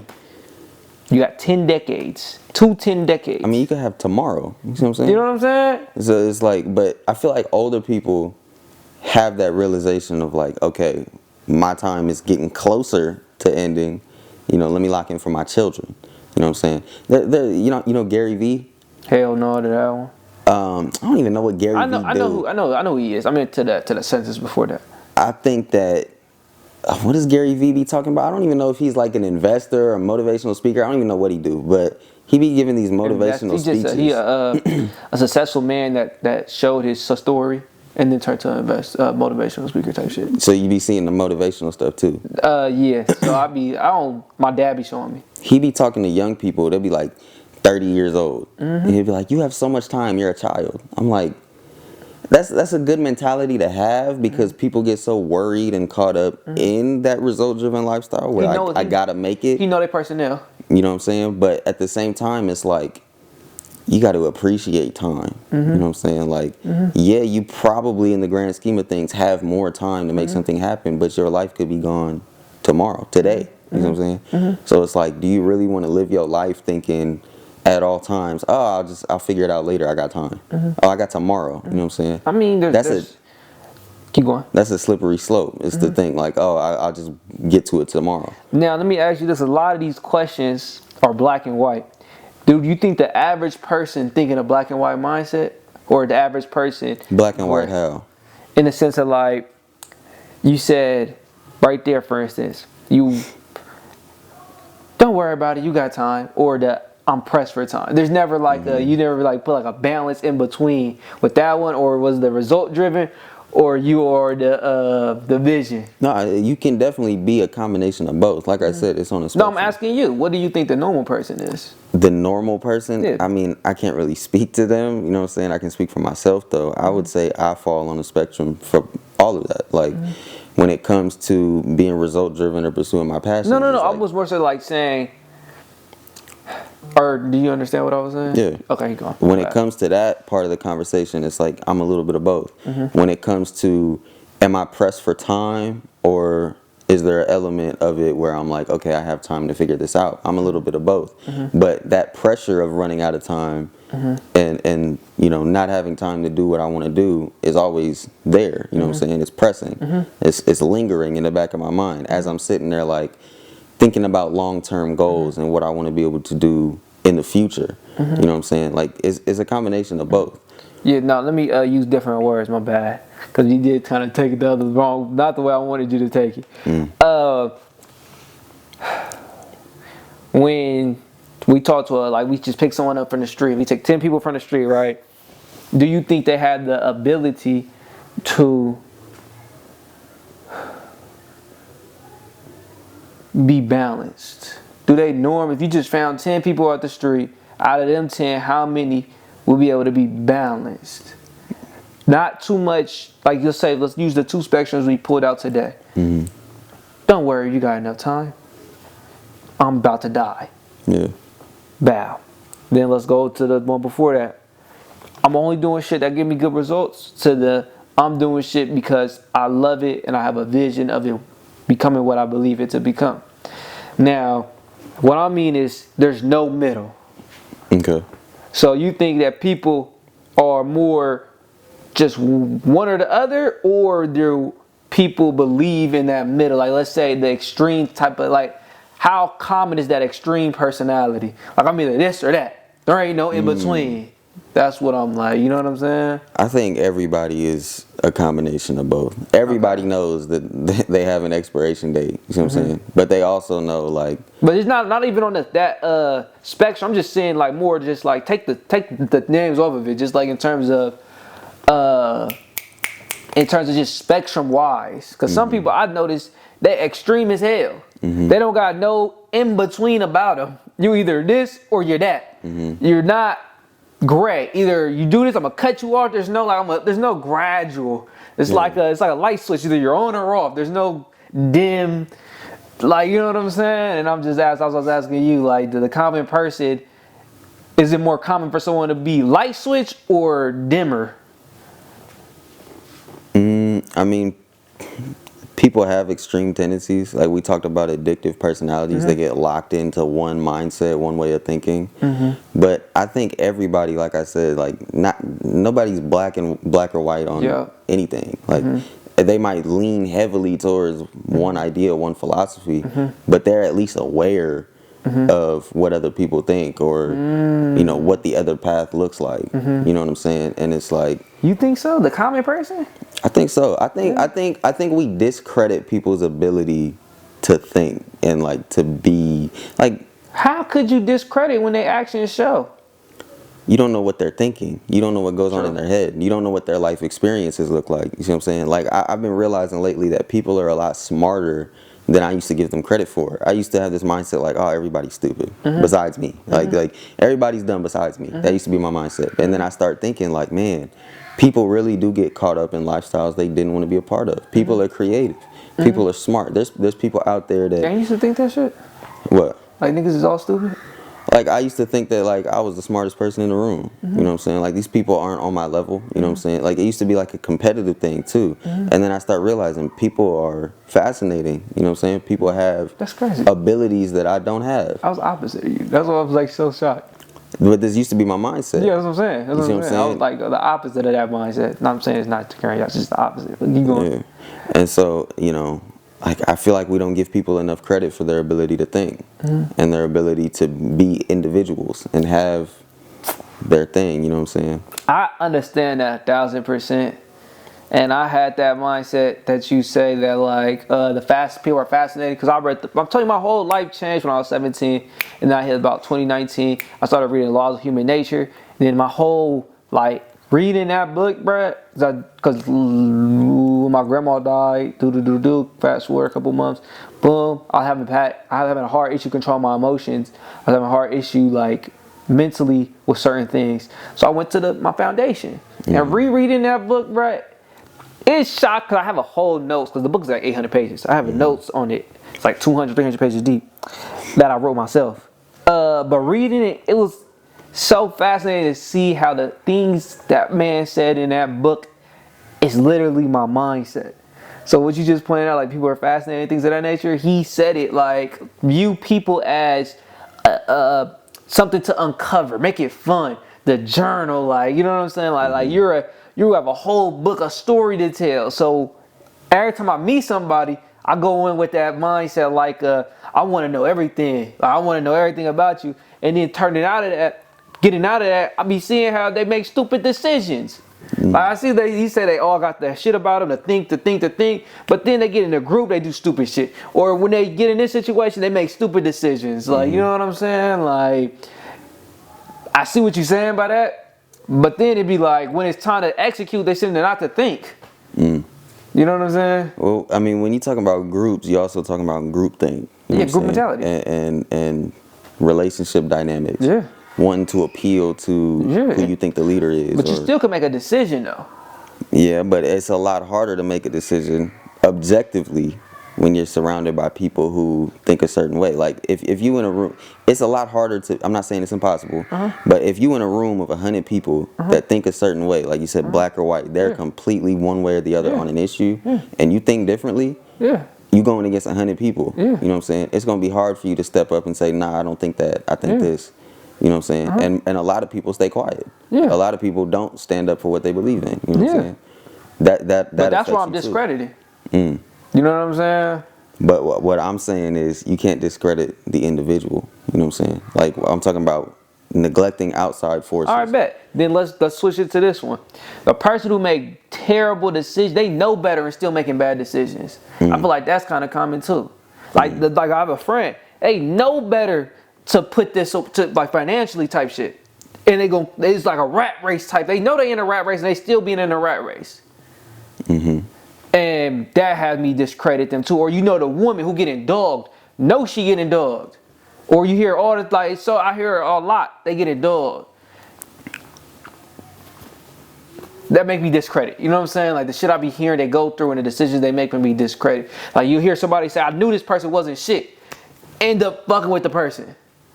Like that make me discredit. The reason I brought up the conversation about control and, you know, having them safeguards up over what it is you want to do versus doing the things you feel like you have to do is a lot of people didn't choose that route for themselves. You know, they might know better, but they let it get to a point where they can't go back. You see what I'm saying?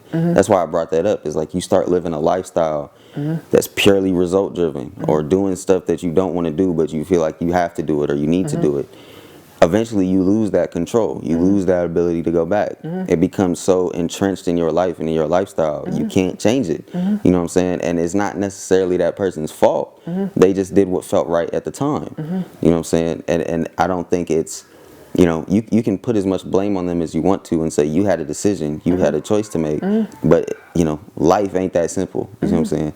You get lost in something that you didn't want to do, you know. No, fact. But way after you had the opportunity to make the decision to make a change. No, I get it. I had two things to say. Because you did say life not that simple. I was talking, I'm going to point that one because that was the most recent. Let me say the other one because I will forget probably. The other one was, life ain't that simple. And then you said, fuck, bruh, control. So what the fuck did you say right there, bruh? Well, I guess I lost it already that fast. But life ain't simple. That shit was so funny to me, bro. We make it complex. I had a decision, right? They ain't gonna watch this video. But I have a cruise. Bow. Then I have somebody that wanted to come out here from the streaming shit. I found out about the cruise late. Not prepared at all. Like, you know what I'm talking about financials, to put the money away. If I knew about it, I would have moved my money different and been able to get the cruise easily. But I found out like last minute, I was like, damn, bro, I ain't even ready for that right now. And I was like, I'm not ready for that right now. You still got debt. Like, basically,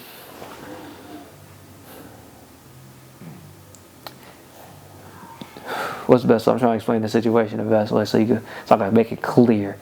But it was like, I have better ways to move this money, but because of that expectancy of the group, that expectancy of that individual caused me to complicate it and not move in the wisest decision. Because you got a high debt, but it's not bearing over you, but you still got a high debt, which ain't responsible. But you trying to make these money moves and go on cruises and go have fun and shit like that. So like the wise thing would be to decline this trip out there, decline this cruise, focus on knocking this debt down, get the debt knocked down, and use that money from there, and then go on a cruise. But I pointed out to my older friend, he was like, and then I was like, but I got those. He was like, bro, you know what the wise decision is? Why you think it's so hard to make that wise decision though? Expectancy. Having them tough conversations, having to say no. The group, remember, 100 people. I'm struggling to say with just 3 people. You know what I'm saying? Yeah. And that's what I say you make, because it's simple. Say no, this is why. You don't even have to explain. You don't got to explain yourself. They say the only person you got to explain yourself is to God, if y'all are religious. But I was a quote I heard from E.T. Like, nigga, I sin. The only person who's going to judge me is God, not y'all. But not saying I'm religious or nothing, but I just heard that quote and I was like, damn, that's fire as hell. But that's me overcomplicating it. You know what the wise decision is, a no to this, a no to that. Get your finances right, keep it pushing. But now if I say no to this, then you're dealing with the how they feel, they was planning, and then how they feel, then now I'm thinking hella. I have a quote in my phone, I don't even know who it's by, but it says, your only job in life is to disappoint as many people as it takes to not disappoint yourself. That's amazing. So if you got to let a bunch of people down to do what's right for you, I mean, this is your life, bro. You know, you got one life to live. Are you really gonna let? If you finish up. are you really gonna let, you know, other people's opinion of you and what they gotta say affect the path that you go down? You see what I'm saying? You can't let it, because at the end of the day, you going in the grave alone. You know what I'm saying? They're not coming with you, so you gotta do what's best for you. But yeah, that's what I was gonna say is like, if you don't if you don't venture off, do your own research, you know what I'm saying? People can just tell you anything, you're gonna believe it. You know what I'm saying? Like even if it's like the most irrational, unbelievable lie you've ever heard, you know, if they package it up well and sell it to you, you're gonna believe it. You're gonna fall for it. That happens all the time. That's what propaganda is. You see what I'm saying? They do that in politics all the time. You know what I'm saying? So all the time. That's like the you gotta be able to be a free thinker, bro. You gotta have that capability, and if you don't have somebody trusted in that field, we talked about this in one podcast, and trusted in that field where you could cross-reference the information that you trust, that you know ain't gonna do you wrong. You know what I'm saying? Because people tell you anything and you could believe it. Yeah. They'll tell you anything. They'll take advantage of you easily, especially when it come to paper and things of that nature. Manipulate you. Yeah, but one thing I noticed for me, this is me saying that so I can remember this shit. Never move out of impatience. But for me, this is for me. Never move out of impatience. And it may apply to y'all too, but never move out of impatience. Your worst decisions happen when you move off of impatience. That's it. Or what was the other one? Never move out of impatience. Don't get distracted from your vision. Remember why you doing that shit. Like from this talk, that's what I learned from me. Like reflecting on my trading. I got impatient, switched the whole formula up. You know what I'm saying? Don't let that happen. And don't, like, for instance with the camera, don't let that shit get out of control. Like, remember what your vision is, and don't let your value, like, don't let, as you get more skill in the industry, take you away from that vision. Like, for instance, with the streaming, like, the vision right now with the streaming is, I want a community that fuck with me no matter what I'm doing. I don't want hella subs. So when I'm, like, focused on getting hella subs, I'm losing the goal. Like, that's the same shit. That'll be taking the path as the camera. Then I'm next thing I know, I'm gonna get too involved with the money. Then I'm not even gonna want to stream no more. I don't want to go too deep into this. I just want to ask you a question. Do you think that with the direction streaming is going, with the music and the reactions, that as you go further down that path and you start dedicating full streams, full weeks to music reactions, that eventually your ability to shift gears and do something different is gonna be gone? If I did do that, hell yeah, I seen that shit. I seen it, the treacherous steps of that. I was like, oh hell no. Hell, I see a music channel forming. Yeah. Hell no. Yeah. Divert. I call it the fucking Fridays. You know what I'm saying? Like I like seeing that too. You had the board games. I was like, yeah, do something different. Yeah, like nah, like that shit. I seen that's like a real. It seemed like it was like felt like chess. I felt like a checkmate coming. Felt that shit. I was like, oh hell no, I need to move some people, protect my king real quick. Yeah. But I did the little shit yesterday, like on last Friday. Like I'm dedicating one day for Fridays to fucking Friday. Like you know what I'm saying. The Friday I just passed, I did like 14 average. Them the people, them the regulars, like you know what I'm saying. No matter what I'm doing, they're there during that time. So that's what I want. It's just a little bit hard because I'm still have to trade. So I can't just put on a video game with the PC now. I can put video games on because I'll be too locked in. I'm missing my trade. So you gotta remember at the end. The segment where you do the trading talk, people like that. Where you put the suit on and stuff like that. Like that's cool. People actually do fuck with it too. Oh, I can't really be telling. They don't really say as much during that time. They be like, oh, I was not expecting this at all. I'll be reading your chat. They be like, what the hell just happened? They be dropping laughing emojis and stuff. It's cool. They be geek. You definitely gotta keep doing that. And plus, you teaching people how to do something. So you know. Yeah, they be geek. They be teed up. But yeah, I definitely can see that happening, and I'm making sure to take that precaution by making sure I'm switching them times up, like or switching the segments up. Yeah, and not moving out of money. You know what I'm saying? Like I made a decision, like bro, this is what happened. But this story, cause I just wasn't trying to do that shit, bro. Cause sometimes that shit get dried up. I don't want to do that no more. Like I was like, bro, let's get some money today. Let's do the music reactions. Terrible decision. Let's do something fun today.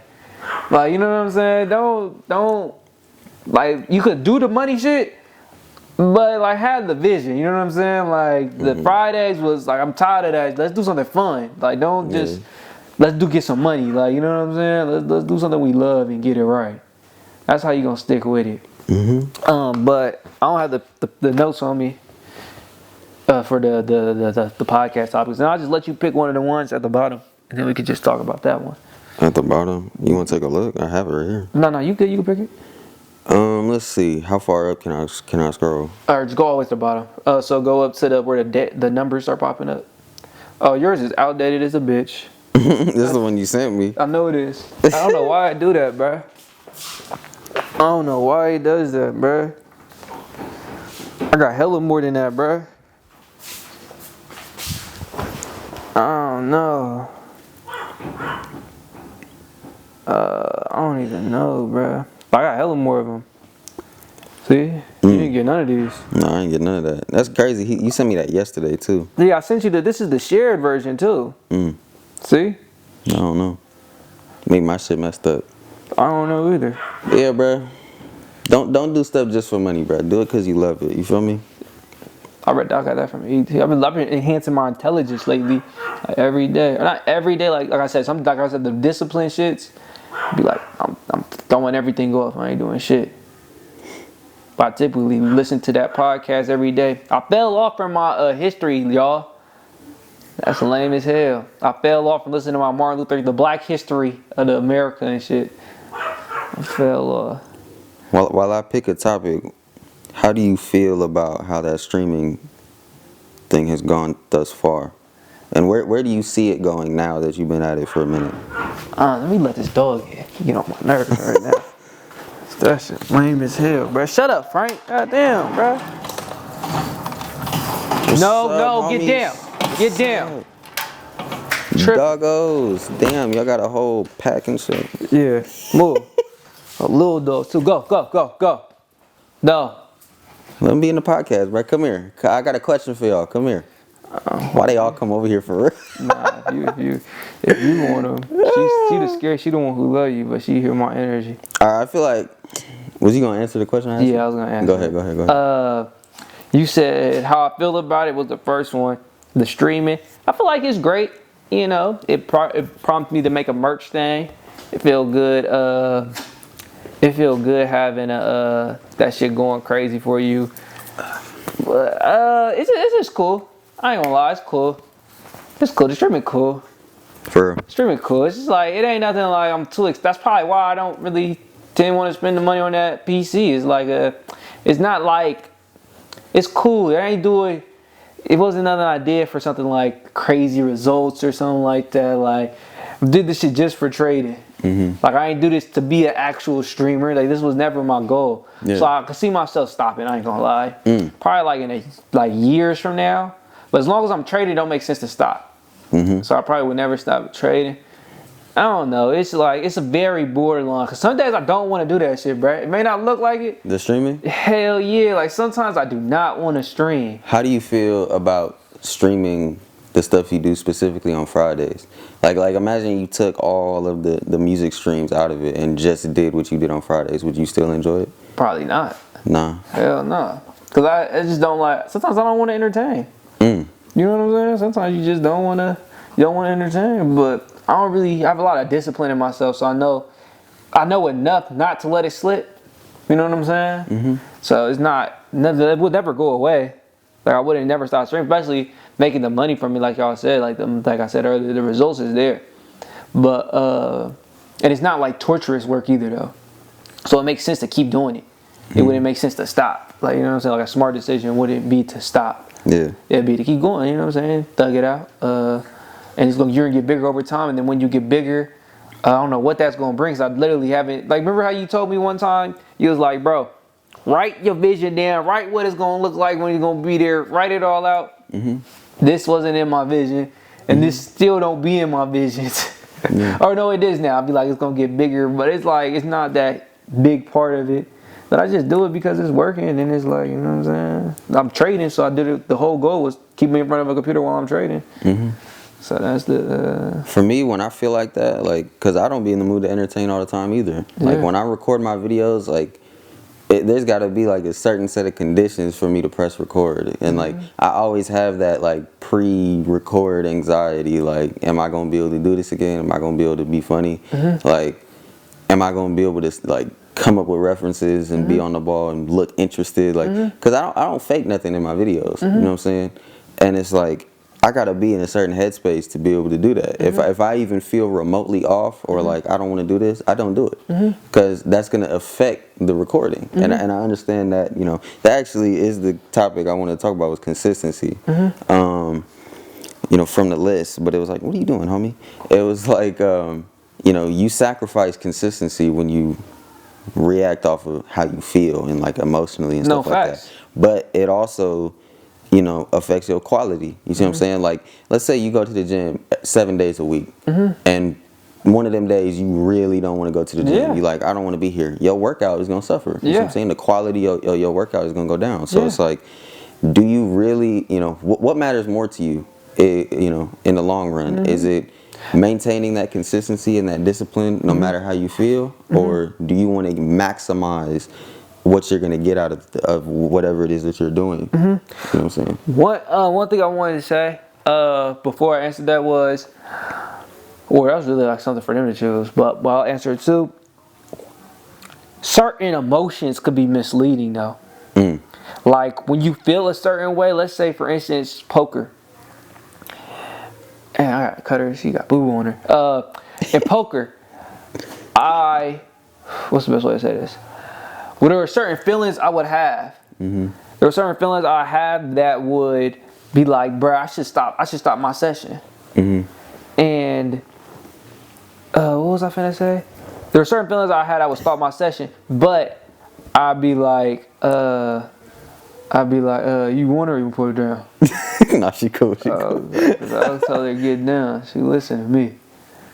But there's certain feelings that like I thought would make me perform worse, so I get off. But in reality, I tested them feelings and seen that they actually made me perform worse. You know what I'm saying? Because certain things, like for instance with the streaming shit, when I do feel like that, when I start streaming, it goes away. Goes away like damn near in the first 5 to 10 minutes, it goes away. It's like I get in my groove, I start interacting, I start having fun, things of that nature, it goes away. But like, you know what I'm saying? It's just like them pre-little shits, but it usually typically goes away. I always say, right, there's a quote I made, for me at least, it worked for me. The body commands, the mind follows. It's the opposite of what I was taught in football. Mind over matter. Mind over matter. It got to the point now where it's like body, because my mind tell me, no, stay in bed, don't do it. When I get up, get to the computer and start doing it, then my mind catches up. So I learned like that body command, especially when you got goals. Like it's not like a get down.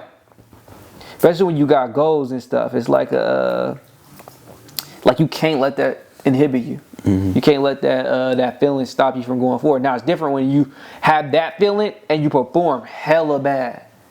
Like versus that gym you said, like you just perform hella bad, but the gym kind of controllable because you ain't really risking much. You know what I'm saying? You get through your workout, you can even just do the motion. You know what I'm saying? As long as you did your workout, come back the next day, you can say you finished it. It affects how you feel about what you do though. Like if I did a recording where I'm like not into it and I'm just going through the motions, I'm gonna go back to that video and edit it. And be like, now that's different. I completely agree with that. Yeah, you was talking about like it affects the performance. I completely agree with that. Now, when you are affecting the performance where it needs you to perform highly, I say follow that feeling. Don't do it. Follow that feeling. But when I think of working out and I don't feel it like that, there's no risk. Like there's no like it's probably more of a risk if I don't do it. Because at least I'm moving my body. Progress. You know what I'm saying? I'm moving my body. I'm still keeping doing it. Compared to if I just didn't do it, I feel like it's more of a risk. Like say for instance with the poker, when I feel my eyes hurt like this and I get sleepy, get off. You're gonna lose your money. Like, you know what I'm saying? Follow that feeling. But like in terms of working out, like with that example at least, I feel like you don't really lose as much if you just finished it, went through with it. You know what I'm saying? Because you don't need to shoot for PRs every time. I mean, when it comes to YouTube, you still risk, like I said, consistency. It's like, if I'm on a streak of uploading every single day, because like they say you're supposed to upload every single day, you don't have to do that. But like, if I'm on a streak of uploading consistently every single day, I'm getting a video out, and then one day I'm not really feeling it, I don't record. I sacrifice that consistency because that means the video is not gonna go out. You know what I'm saying? So, are you willing to sacrifice that loss to make sure that you're putting out stuff you're proud of and that is of quality that you're okay with the world seeing? You know what I'm saying? Like if you go to the gym and you just going through the motions, you gonna look at yourself and be like, damn, I didn't put in the work I wanted to. You know what I'm saying? And you're gonna be disappointed. And that could reinforce the idea of working hard despite how you feel, but it could, and then you risk burnout, or you see what I'm saying? It reinforces the idea that maybe I should take a break when I feel this way because it is sacrifice and performance, and then you come back and you go stronger. Like when I make a video, or if I don't make a video and I'm not really feeling it, I'm like, all right, I'm not really into it today, but tomorrow, no matter what, I'm gonna put my all into this and make sure I do it the way I want to. You know what I'm saying? No, I don't agree. Mine's the complete opposite. I think it depends on your vision. If you have a vision of what's matter more for you, that consistent or putting out the best content. Like, what is your vision? Like, I get the consistency is strong, but if if I do this, I'm not going to put out the best content. Is my vision to put the best content out or to be consistent on YouTube? And which one matters more? It's great. What matters more to you? For me, it's the best content, or really right now probably the consistency. Because I prioritize the best content that I can make. Yeah, mine right now is probably consistency, but more for like the YouTube ain't a good example because that shit, you know what I'm saying? I just gotta cut it up. There's no real skill to that. Like you just know what to cut it up. But look, like the streaming. Use the example that pertains to you, like streaming. Yeah, the streaming would be the better one. Streaming every single day, for the sake of consistency, if that's your priority, means one of these streams ain't gonna be the way you want it to be. You know what I'm saying? Yeah. And so the 5 days a week is a great sweet spot for me.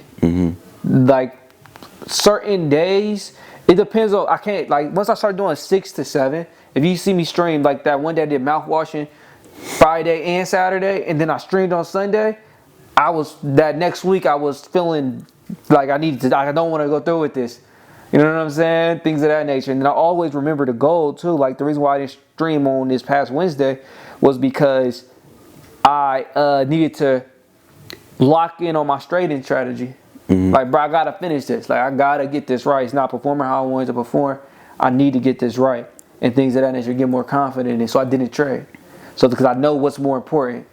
So on a priority list, that wouldn't be. But I like the 5 day. I know when I go above 5 day, I get mentally, socially exhausted, and I don't want to do it. What do you think is more valuable? And this is a question, like, you can say your opinion. What do you think is more valuable in terms of your ability to reach your goals? Consistency or putting out the best possible product? I don't think it's either or. I think there's a lot of factors. Let me point out all the factors for me. What you think? Like I said, I believe in putting the best product out that I possibly can, because it's also about impressions.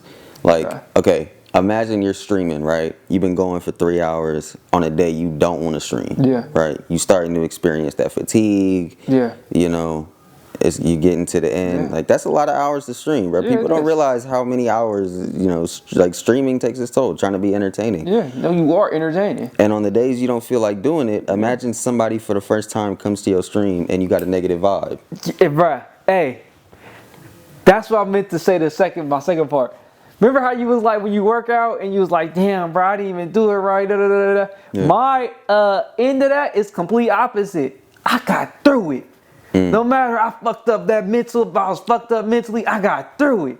That's a win for you. That's a win for me. That's what I was saying. At the same time, it's like, if your long-term goal with streaming is to build a community and to grow, you limit your ability to do that. No. I make sure, like, so when that happens, like when I feel the fatigue, I lock in. Let's go. Let's lock in even more. Like I feel that fatigue, I'm like, come on. I take like a chance, like come on. Like you know what I'm saying? Make me excited. Like let's go. You don't feel like at a certain point you risk burnout doing that? Nah, Because you maintain that level of ferocity forever. Hell yeah. I did with think so? training. Hell yeah. Most people can't do that, bro. Yeah, hell yeah. I know, nigga, I would have been, what? From that I have credit to football. Think them fucking practices was easy?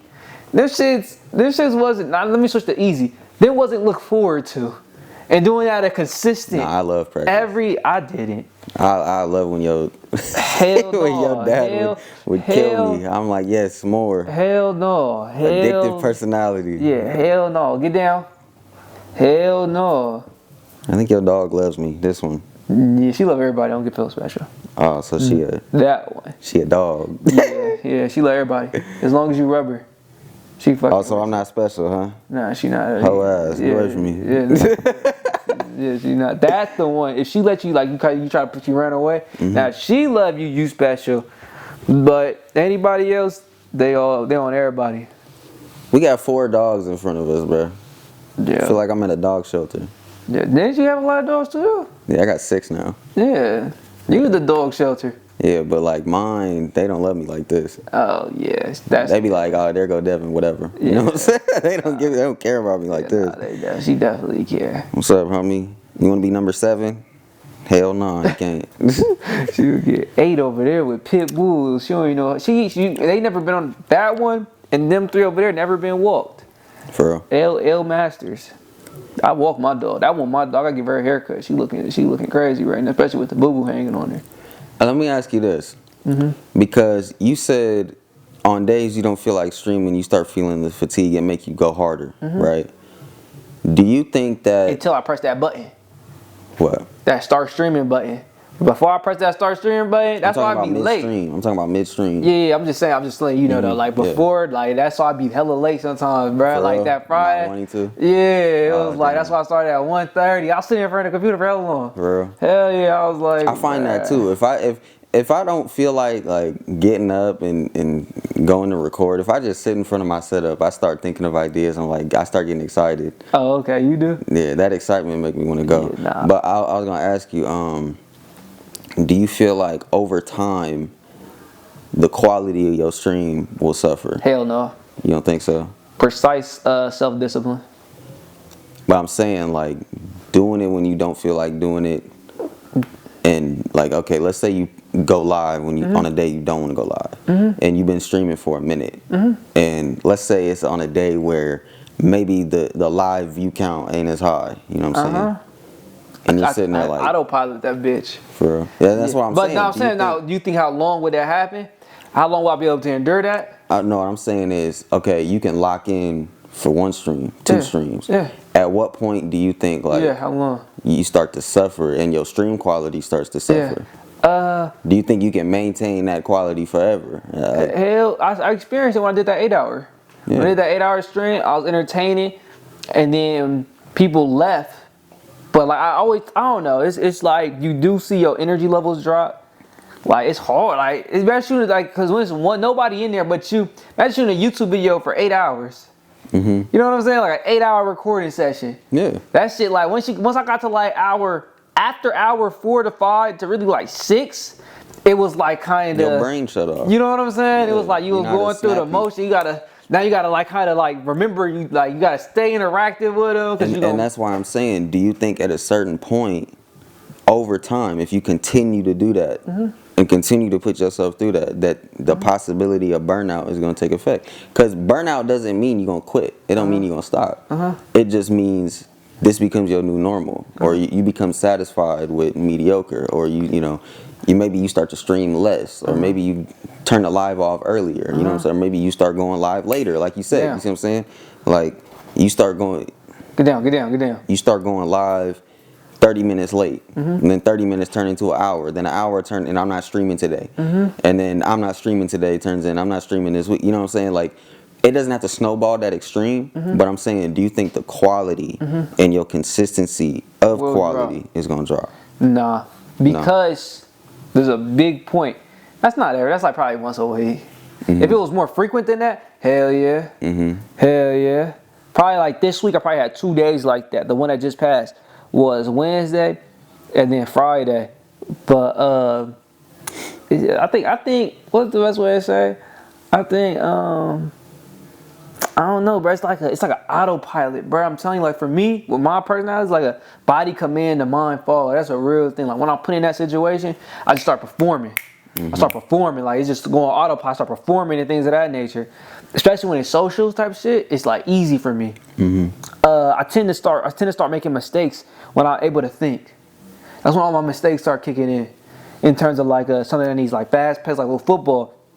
Give me some reps, get me comfortable, give me autopilot. I perform the best. One thing I learned about myself is in terms of sports,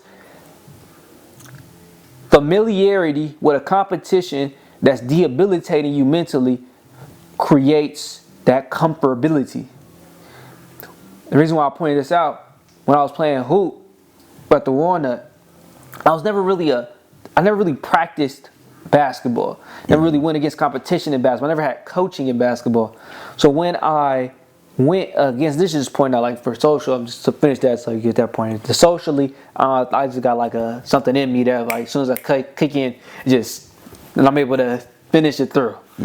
Now if I stop training, I probably, you know what I'm saying, would stop doing the streaming shit. But I don't know. This is iffy. But back to the other shit. This is like for people out there who deal with this. I really dealt with this. When I started practicing against the competition at that Walnut Grove, and I started performing on them, doing the shit that I've been doing on other people, just on them, crossovers, getting in my buckets, doing all that shit on them, I took it with me to the other competition and was cooking. So it seemed like when I was playing the people I was kind of making me anxious and getting familiar with them, I received a boost in performance. So what I was saying was when I was at college, at my junior college, and I was performing, I'm a great football player, but because I had unfamiliarity and eyes were on me, I was able to think, and I started feeling closed in. Like when I get on the line, I used to blank out. I used to like just blank out. Next thing you know, I'm just running after a beat, or like no conscious of my actions. You get what I'm saying? So it's like for me to break that is play the people who are in a comfortable setting. You know what I'm saying? Where it's like also you gotta get reps against these people to familiarize with them, and once you kind of make them human and they're like just like you, I kind of boosted my like, you know, this is normal now. Before it was like it wasn't normal. It was because I didn't play against them. I didn't play against them frequently at all. It was like it was an event. It was a unique event every time. It wasn't just a normal thing. That mentality comes from the challenge. You see what I'm saying? You had adversity to face. You had a reason to lock in, to get better, to improve. But when you get in autopilot mode, you lose that ability. No, facts. So that's what I'm saying with streaming is like, facts. If no challenge presents itself, you're going to go in autopilot more frequently. Yeah. You see what I'm saying? And to me, that is going to affect your stream quality. Yeah, no, facts. I think 100%. No, 100%. We'll get boring. It'll get repetitive because the repetitive make it boring. Yeah. And no new, like, you know, so it's just boring. You just get boring. Like you get the same person every single time. Yeah. But I have love for the game. That's why I brought the trading time. The trading time was actually a problem I had with because I was missing my trades. It's like I gotta lock in some way. I gotta bring this because it's too important for me not to bring it on camera. Like I have to because I'm fucking up my whole trading shit, not bringing it on camera. So, but I still like it. You know what I'm saying? I like it. Like it's not like I don't like streaming. I like the streaming. I watch my replays, and that's where I see the most growth. When I'm able to lock in, watch my replays, the VODs I keep up, and critique myself, I see the most growth. So like if I was to point this out to me, which I'm doing now, watch your VODs, you're gonna grow. Like you're gonna keep it fun. Cause I like it. It's not like I dislike it. I like streaming. Streaming shit fun. You know what I'm saying? You get on there, fuck around, you be class clown. I'm like class clown. That's like second nature. Like when you're at a party, I'm the dude making everybody laugh. Like you know what I'm saying? Like it ain't like it's not abnormal for me to do this. Like this is like literally that's how I am. But I see watching the VODs making it and then pinpointing it and things of that nature make it like that. You know what I'm saying?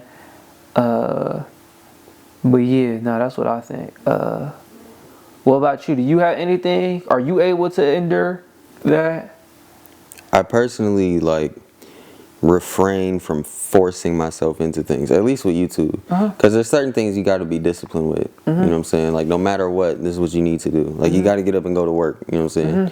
But like when it comes to something I'm passionate about, if I can't put my full heart into it, I don't want to do it. You know what I'm saying? Because that takes the joy out of it for me. You know what I'm saying? And YouTube is something I'm really passionate about, something I love to do. If I get into this mode of, oh, I'm going to do it no matter how I feel, it becomes work. And right now, YouTube does not feel like work. You know, I forget. That's the streaming for me. I forget how the quote go, but it say, you know, if you do something you love, you never have to work a day in your life. Yeah. That's what YouTube is for me. It's not work, and I don't want it to ever feel like work. Yeah. And as soon as it gets to that point, I'm not going to love doing it no more. So that goes all the way back to what I was saying about Jerome with the VFX work is this is what he loves to do. Yeah. And as soon as it starts feeling like something that isn't what he loves to do, he's not going to love doing it. That's what I'm saying. But then, that's the vision though. Because I love because you say you love the football shit like that, you get paid for that. And it take the love because you still able to do what you love. You know what I'm saying? If he still, like, he just love making it for himself. That's why he don't want to get commission for it. Because when he get commission, he ain't making it for himself. He probably don't love making it for others. This the thing is, when you're creative, like let's say Jerome with VFX, or let's say me with YouTube, or let's say you love running, I don't know, whatever it is you're passionate about, you're willing to endure the struggle and suffer through the negative parts of it for yourself. You see what I'm saying? Like if something's hard, you want to learn how to do it, like you said, for the love of the game. But as soon as it becomes like I have to show something for this, or I need results, or somebody else's opinion starts getting in the mix, now it's not just for you. Now you got to suffer through all these things for somebody else to make somebody else happy. You're not making yourself happy. You focus on other people's happiness too much. You know, you focus on filling everybody else's cup. Your cup is empty. See what I'm saying? So it's like when it comes to the things that you love and that you're passionate about, you can't be worried about what other people got going on. And you can't be focused on money or results, because eventually what you're passionate about, that stuff's going to take over. You know what I'm saying? Focus on results. Focus on logistics. And it's not going to feel the same. You're going to get to a point where this thing that I love to do is no longer what I love to do. Now it's a chore. Now it's work. Now it's like, damn, I got to do this again. Like now you start to loathe it. You start to hate it. And that's why I said, like, not everything has to be result driven. Some hobbies you can have, they don't got to do anything for you. They don't got to get you anywhere. They don't got to make you money. You know what I'm saying? You can enjoy things for the sake of enjoying them. You don't always got to be so locked in. And that's a good point. I just thought of that right now. That's probably also why I was feeling that way with the streaming shit too, because it's like it's the work, that the music reactions and shit like that. So I was thinking, like, when I first started, I was literally on there watching Eric Thomas shit. You know what I'm saying? Like watching his thing. That's where I got the Thank God It's Monday. I got it from him. Thank God It's Monday. So I was watching his shit on Monday. And then like doing shit like my first title ever was "Come with me to enhance or expand, enlighten our mind." You know what I like to, you know how I talk and who I am. Like I'm not always goofy like that. Like that's a very party-ish mood.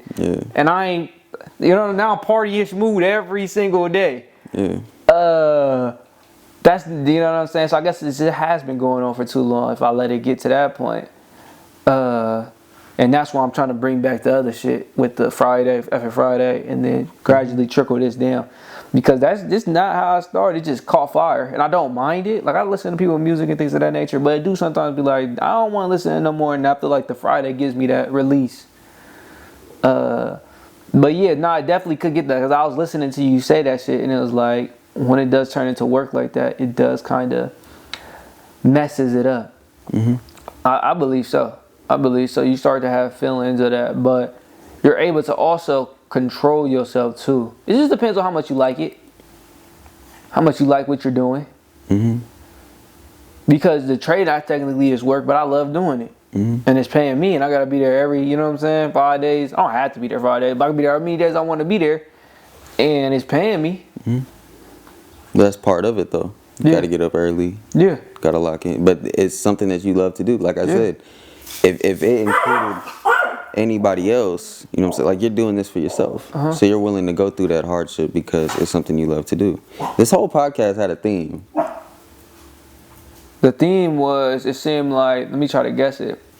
The theme of this podcast was, let me think from the beginning to now. The theme of this podcast was, it seemed like control. Because we started off with the ratings of the spectrum from reality, not reality, to results, to vision. That was a huge schematic at the beginning. I mean, we'll talk about more, but I just remember that one in particular. And then we remember the outlets. We talked about the outlets. Then we talked about the what was I finna say after that? What was the other one? Results, and then vision. Then there was one more on top of that. It was, what was, you remember that one? The other spectrum you pointed out? Results and outlet. Results and vision based. And then what was the other one? I don't remember. Okay. The other one was, I'm gonna remember that bitch.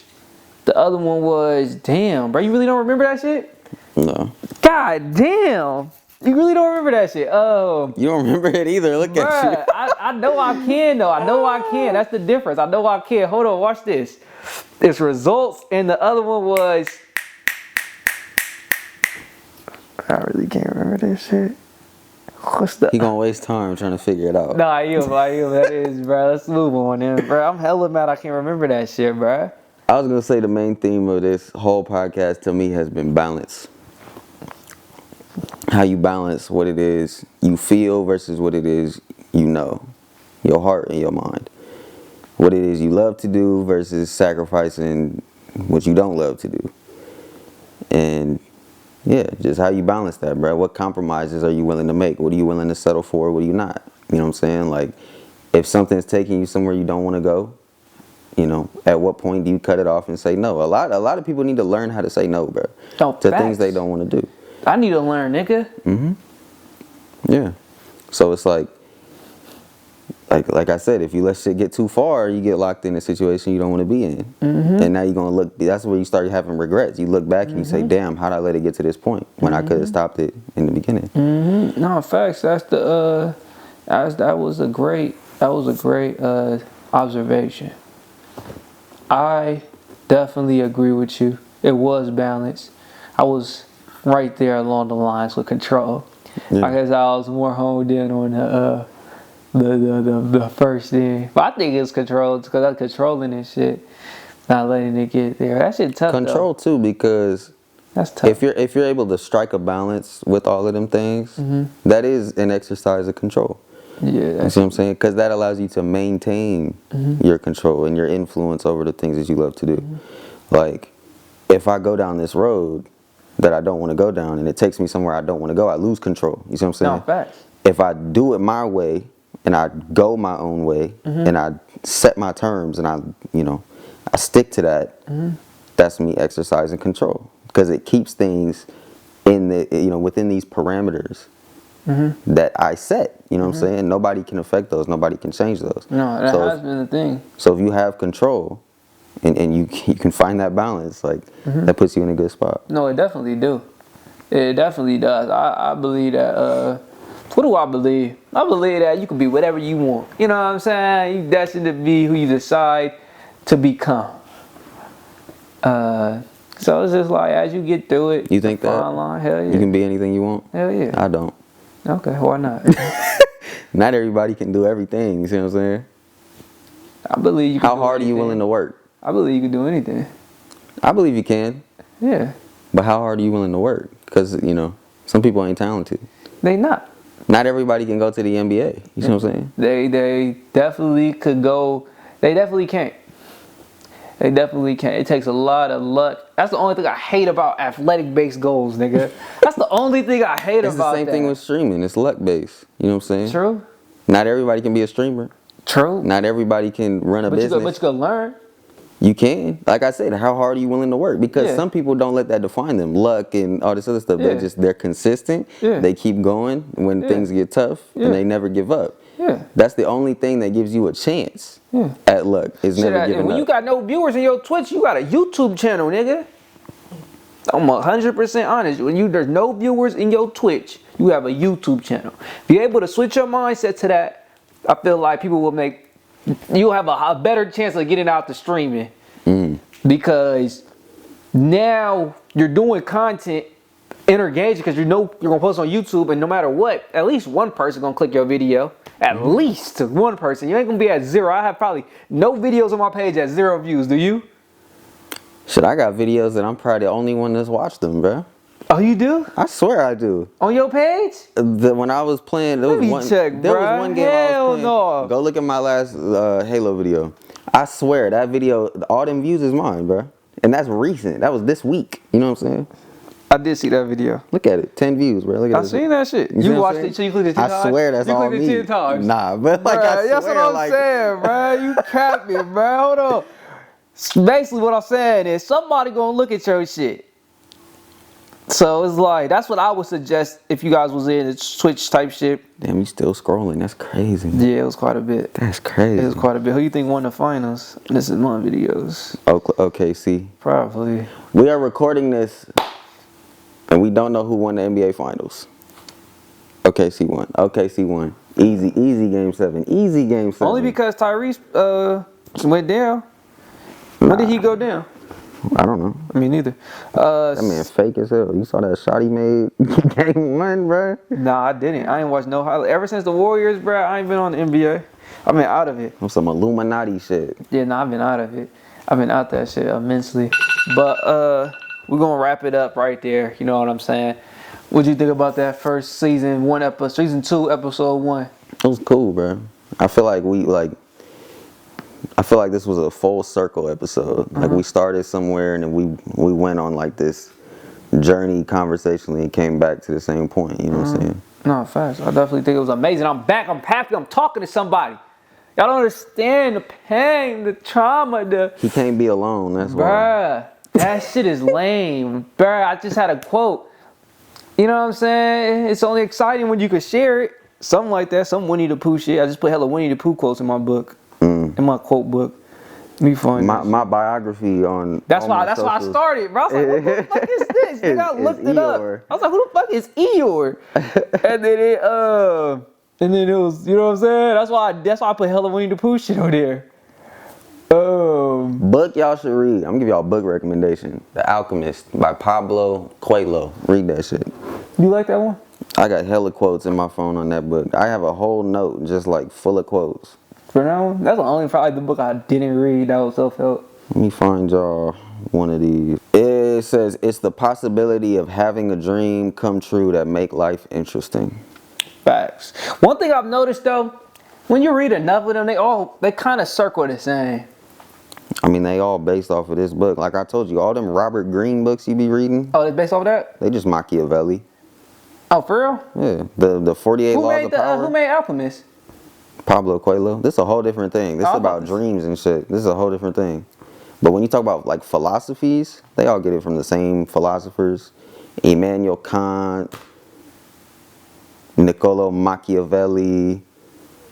Who else? What is some Plato, Socrates. You know what I'm saying? Like they all get their shit from the same people. Like Robert Greene, when I read 48 Laws of Power, I was like, this is just The Prince by Machiavelli, but just like longer, more organized. That's all it was. I guess that's the difference between knowing the source and not knowing it, huh? It's like that's the difference when you hear a song with a sample and not knowing the sample. He did make it his own. Remember how we was talking about eventually you got to forge your own path? Like he probably took a lot of inspiration from that book, but then was like, what can I add to it to make it my own? What did he make it his own? Like, how did he divert? Did you read The Prince? Yeah, I read them both.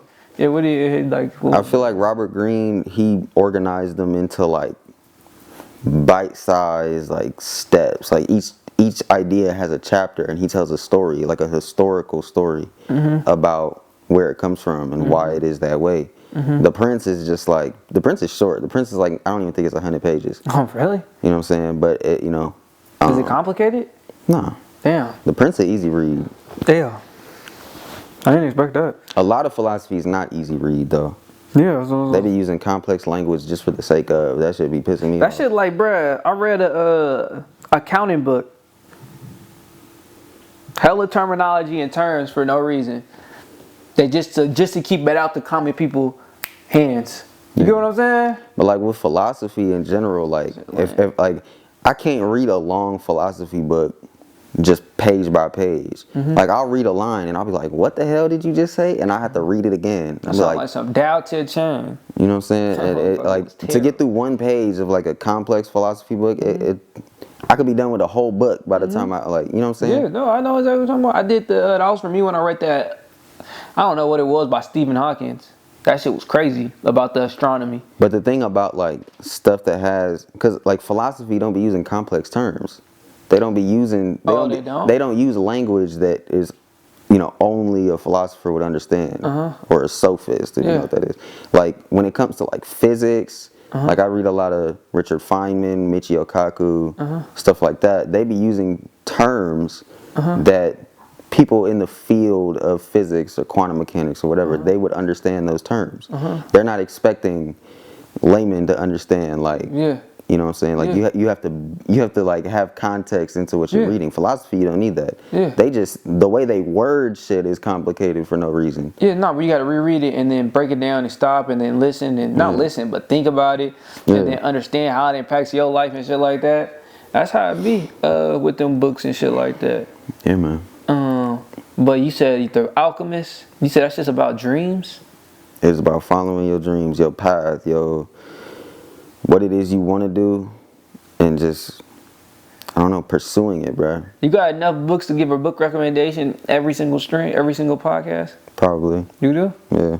Well, we'll go tit for tat. You say The Alchemist, then I'll just say Laws of Human Nature. Simple. I think that's the best book. Yeah, bro. Simple. Thought you was gonna say something about that. No. Did you read that shit? Nah. I don't know what it's about. Yeah, that shit hella long. But yeah, bro. Alright then, y'all. Peace out. That's how you gonna wrap it up? I mean, shit. Like and subscribe. That's how you gonna wrap it? No outro? You got an intro, you ain't got an outro? Do you have one? Alright, y'all, that's gonna wrap it up for this video. I hope y'all did it. I'm not about to do my intro for your shit. If y'all did enjoy the podcast, bruh, make sure y'all like and subscribe. Share the podcast with the people that you know. Comment down below what part of the conversation affected you the most. Or what do you think? What do you agree with? What do you disagree with? You know what I'm saying? Get involved. You actually got an outro. I ain't never had an outro. You gotta come up with something, bro. You can't just be like, all right, y'all, bye. And like and subscribe. You gonna fade to black? Yeah, I did not know you, bro. You really had an outro. All right then. Peace out.